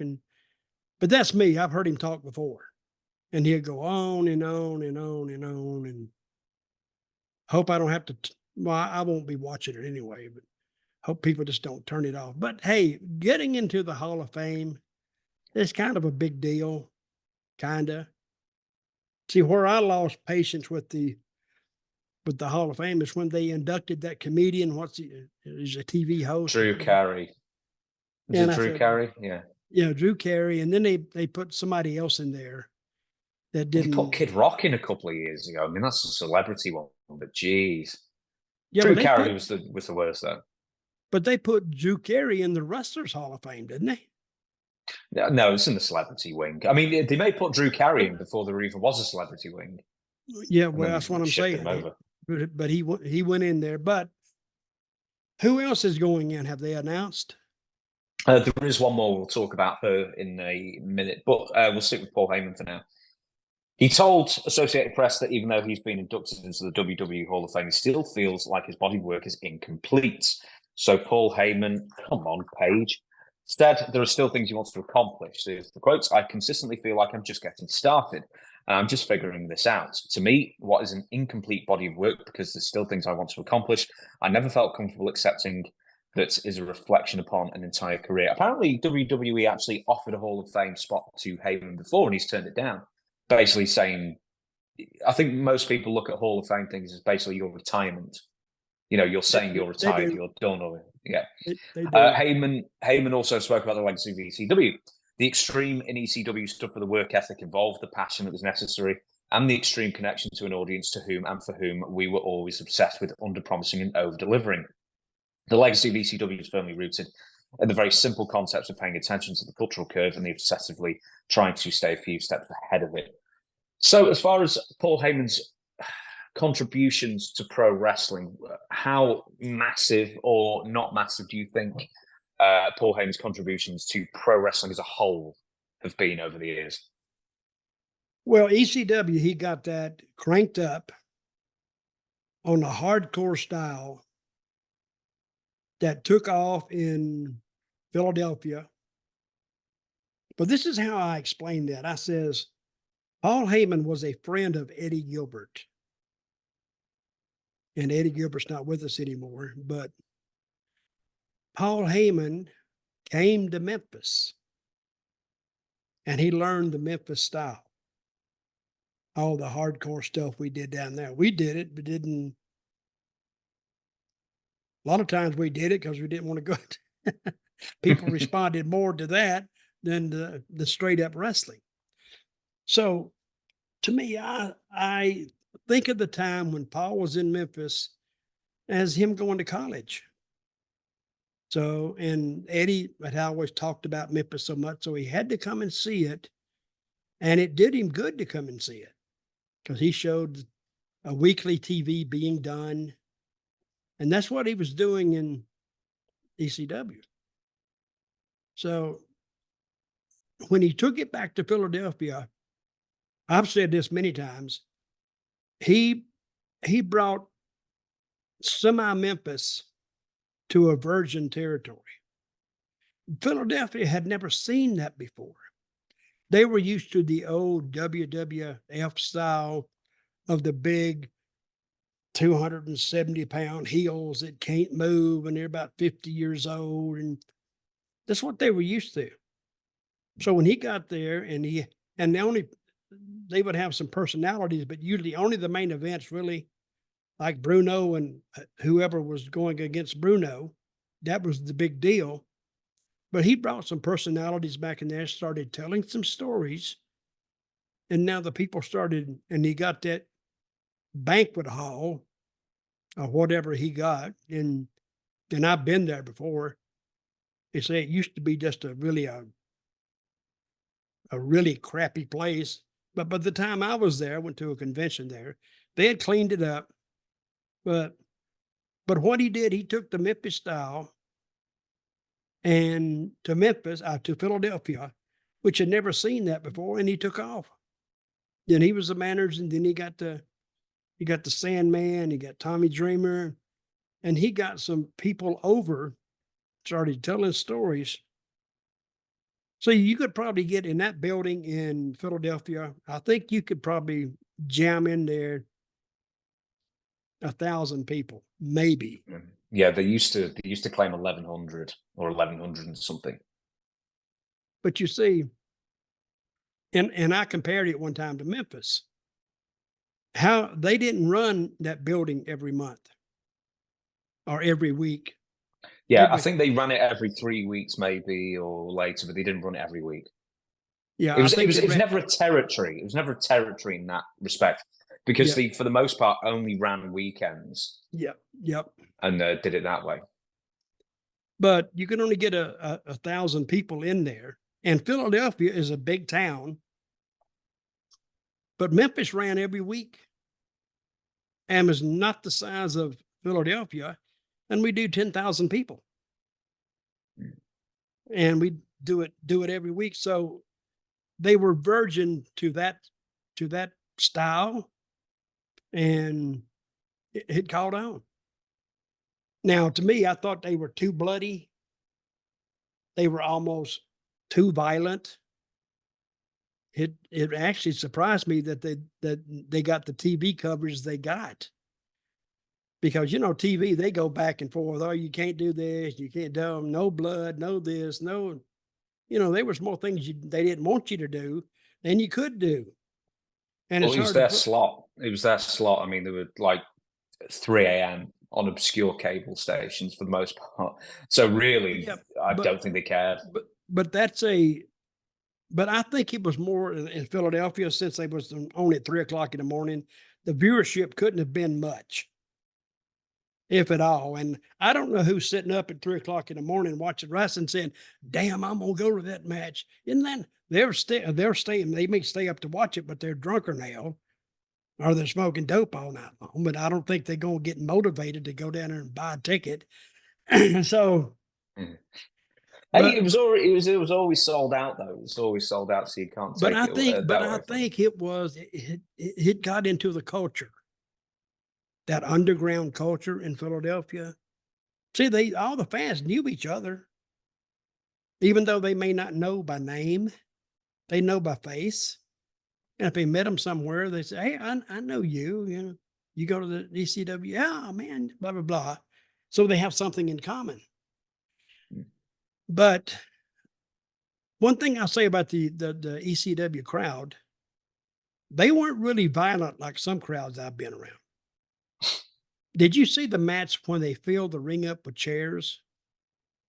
Yeah, it's happened more than once apparently, but one of the times Terry Funk instigated. Terry Funk was in there. Yeah, he instigated it, told him to throw chairs. But then Terry got out of the ring. And he said, "All right, if you guys can take those chairs upside the head, be my guest." And I think, what was the team that was in there one time? Oh, one of them was Public Enemy, I think. Public Enemy. Yeah, I think so. Now, one of those guys I might be completely wrong, but one of those guys died, right? Both died. One died in They're both dead. Yeah, 2002 and 2006, I think, something like that. Yeah. But I do think Paul did a good job there. And I think Tommy Dreamer was very instrumental, because I think he had the same amount of respect. Well, maybe not the same amount, but the same type of respect that Sting had with fans, because they believed in him. And they think if he said something, it was the truth.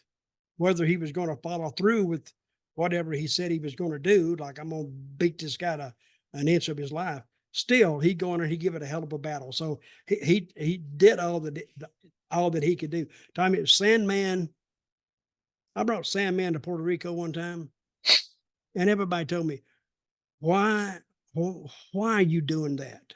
I says, "What do you mean?" "Oh man, he'll go out and he's going to be drunk." And so, so I brought him in, and we was bringing him out in our big show on a Saturday night, and we had a hell of a house in there. Yeah. And there's a building that probably seats 3,500, but it was packed. And one of the guys told me, he said, "Well, why don't we just go in the ring and start fighting?" I says, let's give him the show. Let's the Sandman music play. Let's let him walk around, drink the beer, everybody's drunk anyway. And Savio was his partner, and Savio stood a ring. He said, hell, I was enjoying that show. And then when they started the match, the people were ready. And then he come out, and then Savio said, well, damn, I'm glad you let him go and do his walk around. Because that's the match. I mean, Sandman, you don't expect Sandman to go out there and pull 10 minutes, 15 minutes. But by the time he walks around the ring, slapping beer cans together and drinking it and throwing it on, that's what they liked. They were enjoying that. It made great footage too. So here you got this American guy down there, looks like a damn whatever he looks like, crackhead or whatever, but people loved the guy. And he would do that, and people got with it. They had a hell of a match. So Sandman always reminded me of Rutger Hauer from Blade Runner, if anyone knows that reference. I'm sure a lot of people do. But before we get off Heyman, because I do want to ask you this, who do you think he boosted the career of more, Brock Lesnar or Roman Reigns? I think they would have done the same. Really? I think, yeah, I don't think he helped. He certainly didn't hurt. Brock Lesnar, he gave him more. Brock Lesnar has no personality.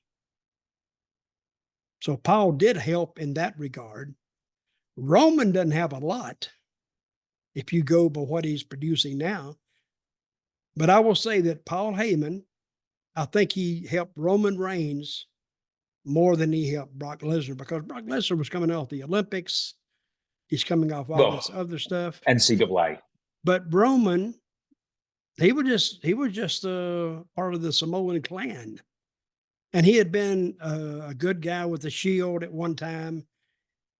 And it took them forever to get some steam on him, even with Paul Heyman. Now, if you want to judge that against, Brock Lesnar, I think, had steam from the beginning because of the way they built him. Roman had to go and work for it. And Paul did help him work for it. Because you got to face it, Paul Heyman is you want to slap that bastard. Because my name is Paul Heyman. Oh, he actually has done some of the better interviews I've heard in a while. And what Paul wants to be compared to is all the other greats that WWF have had over the years, like Lou Albano. He wants Freddie Blassie, who's the Arab guy, the Wizard. Oh, he was the Wiz, yeah, Ernie the Roth. Wizard. Yeah, and he wants to be compared to them because, Paul Heyman had a childhood too. And that's who he was seeing on TV. So, but I think he'll go down as probably the greatest manager that, especially in WWF. The old WWF. I think he eclipsed them a long time ago. But I've listened to his interviews. Sometimes he just talks off the top of his head. I don't even think they write an interview for Paul. I think they write a loose draft, and then he just carries the rest of it. And he can do that too. He's that good. Very quickly, just before we go on to the other Hall of Famer, when was the first time you met Paul? Because were you in the Fuller territory when he was there?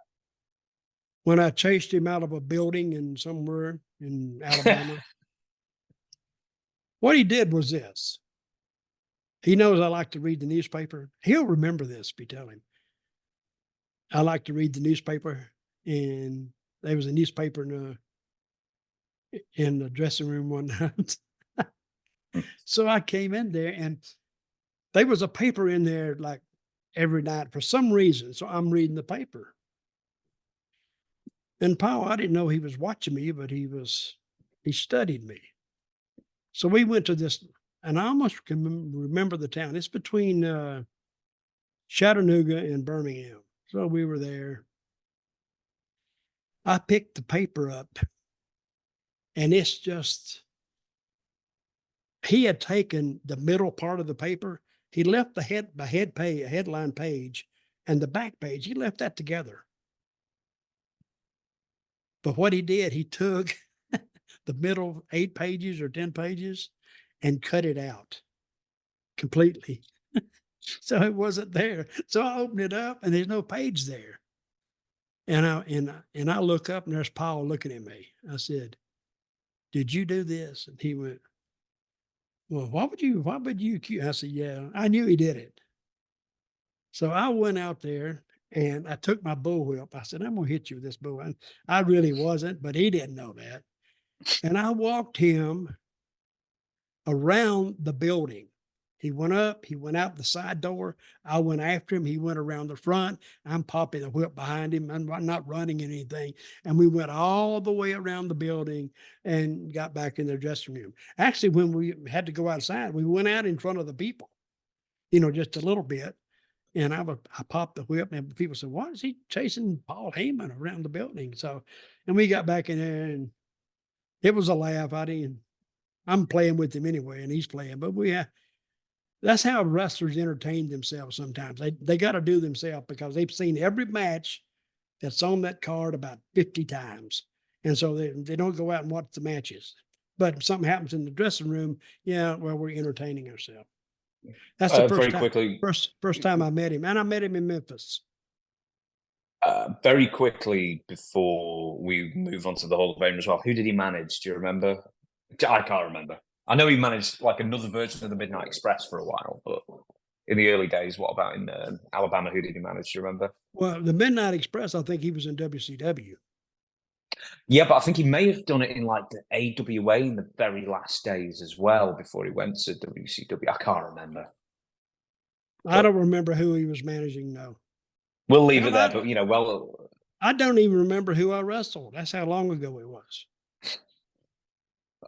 Well, Hall of Fame, well done, Paul Heyman. And also, we need to say well done to Bull Nakano, or Bull Nakano, however you want to pronounce it.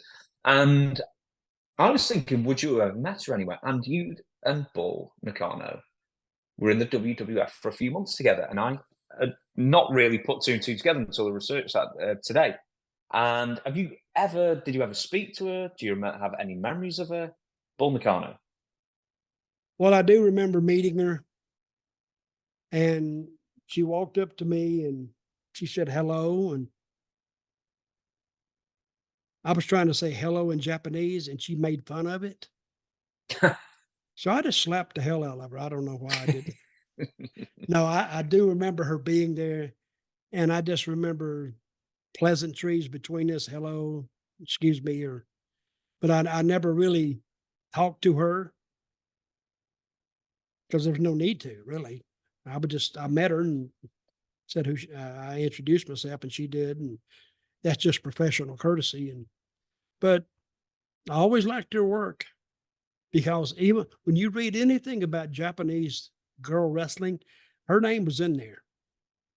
So, and I'd always heard about her, saw her work a little bit, and she was good. She was tough. With that being said, it's like women's professional wrestling is like light years ahead in Japan compared to the United States. But Bull Nakano and Medusa, a couple of the first women in the States to actually do some proper hard hitting, wrestling like the men kind of things. There were others before them, but they had like a big long feud. Just to add to this, Bull said about her induction during my active years, I was able to get championship belts in Japan, America, and Mexico.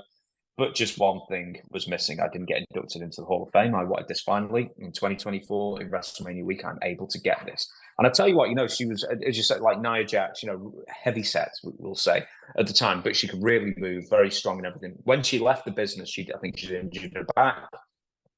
She then became briefly a pro golfer. She wasn't a very good pro golfer, but she became a pro golfer afterwards.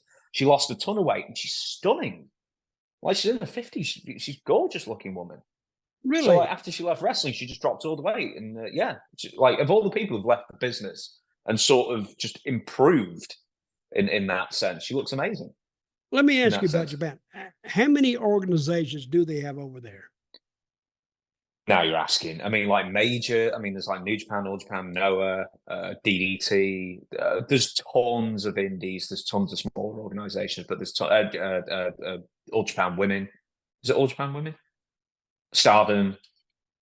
You know, that kind of thing. Yeah, there's tons. Well, she came along at a time, and see, they were used to wrestling with actual wrestlers. So they didn't follow the WWE model of like strippers Like pretending cat fights and hair pulls and the girls all look good in WWF. Is like you went to a strip club, really. But see, in Japan, they didn't do that. They went out there and they worked for their money, and then people associate Nakano, that's what I call her, with women's pro wrestling. Like, she didn't have the look that the girls have now, but she didn't need it. It's a different fan base, totally. I think if they'd have went out there and they'd have done, this is in Japan, if they'd have done like WWE has done sometimes with the girls in the ring, getting them half naked and doing this, I think the Japanese people would have turned them off. As I say, she had a great look for wrestling at the time, and then when she left wrestling, she looked great afterwards. So there you go.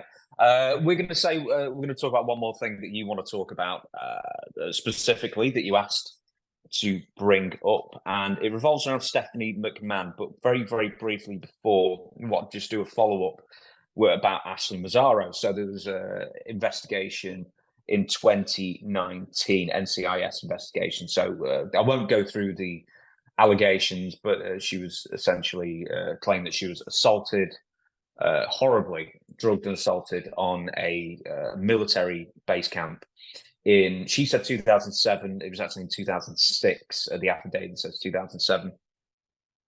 But not to go through the entire NCIS thing, is they only started investigating in 2019 after Ashley passed away. Okay. NCIS stands for what? I don't know, but it's like the criminal. It's like the investigation within the military. Intelligence Service is the IS. I know that. Yeah.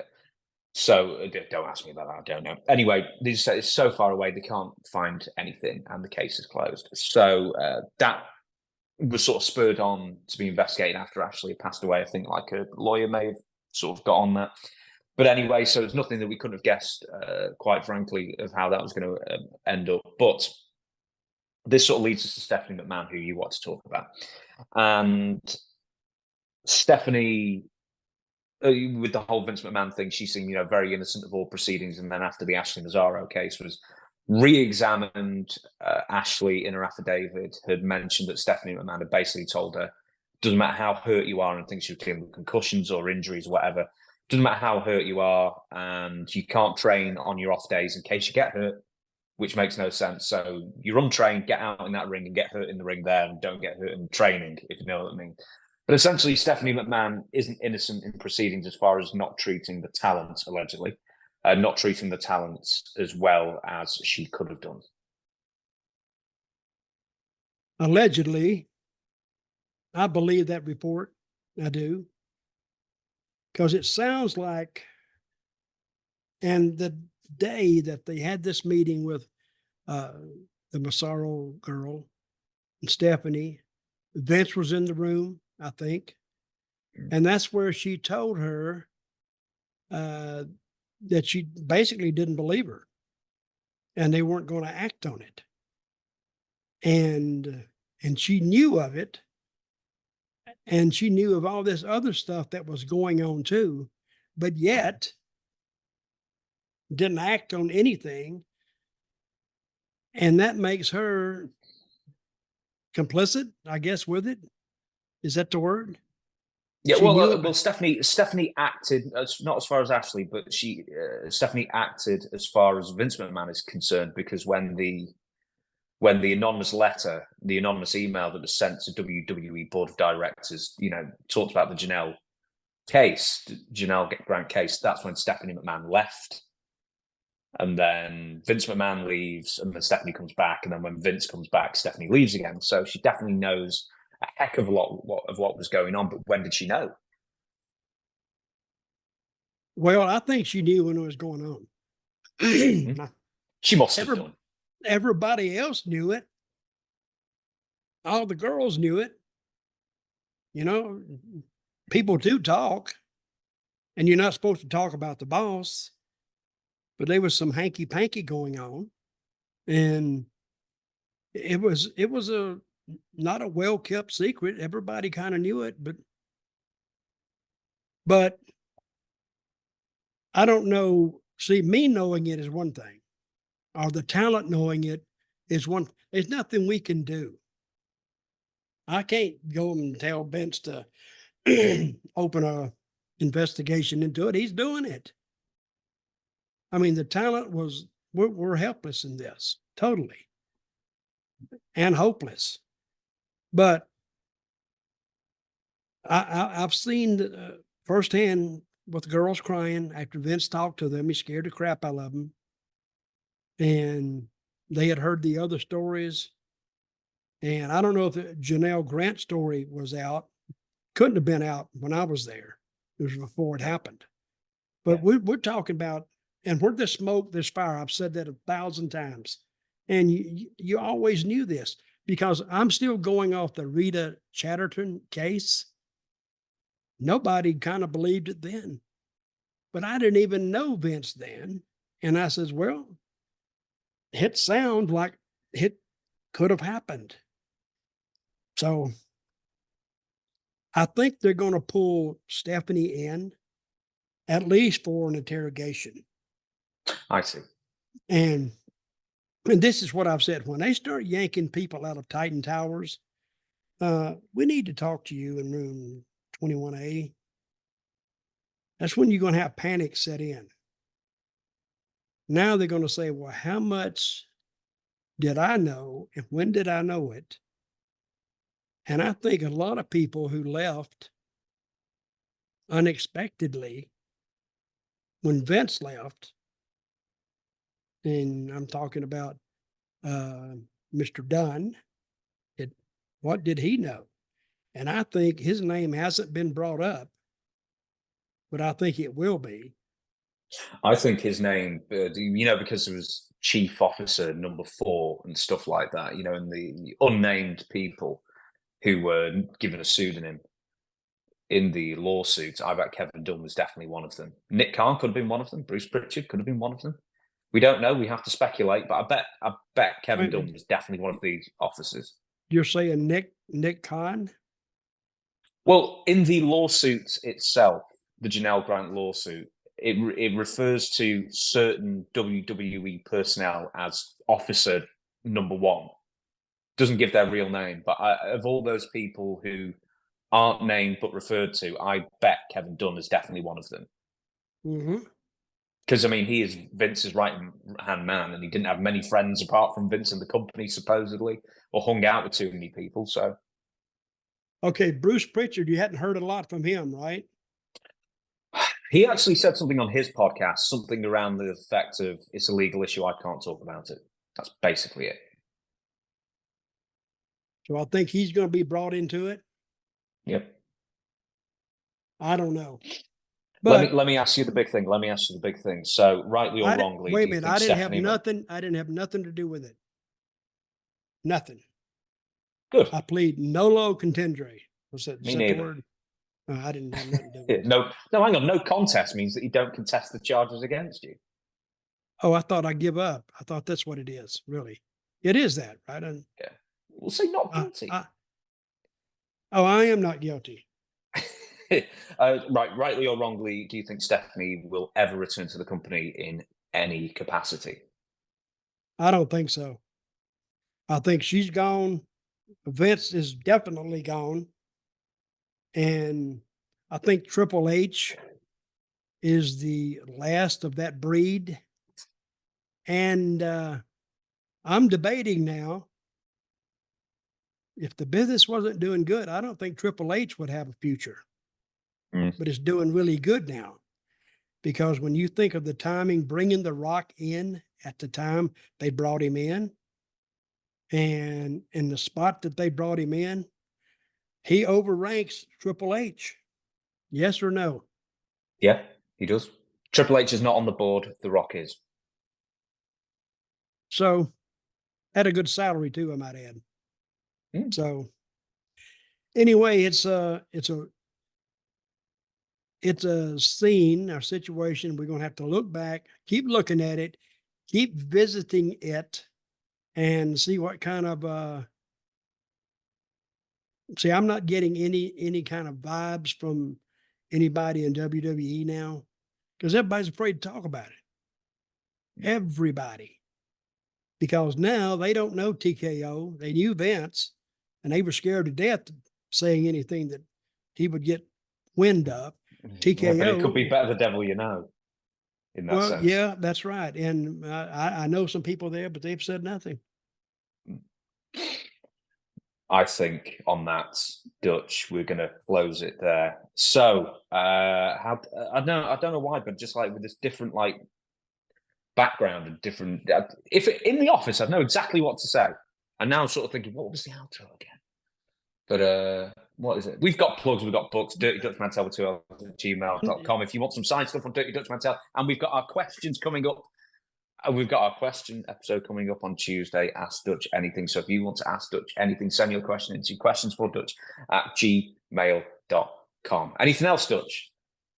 No, nothing. If anybody has a question to ask me, you can go to that email address that my associate here, James, gave you. You like that word, associate? Dirty Dutch Mantell, 2Ls, gmail.com. I got hats, I got books, I got diplomas. So just, I'm looking for someone who has website experience. Mm-hmm. Not just surfing the internet, actually building. No, actually building, because this website I got, I swear to God, I think it was a lot easier to fix the moon landing computer than it is to fix this one with this website. What is the difference between a website and what do the other call it? A blog? A blog? What's the difference between them? Well, you put a blog on a website. You're asking. A vlog is, a blog is just you writing something. It's like a diary entry, or like you used to do with the stories on the old website that you had. You just post a story. That would be a blog, but you post it on the website. I may go back to that. I think you should do as well. So if anyone wants to, because it was easier.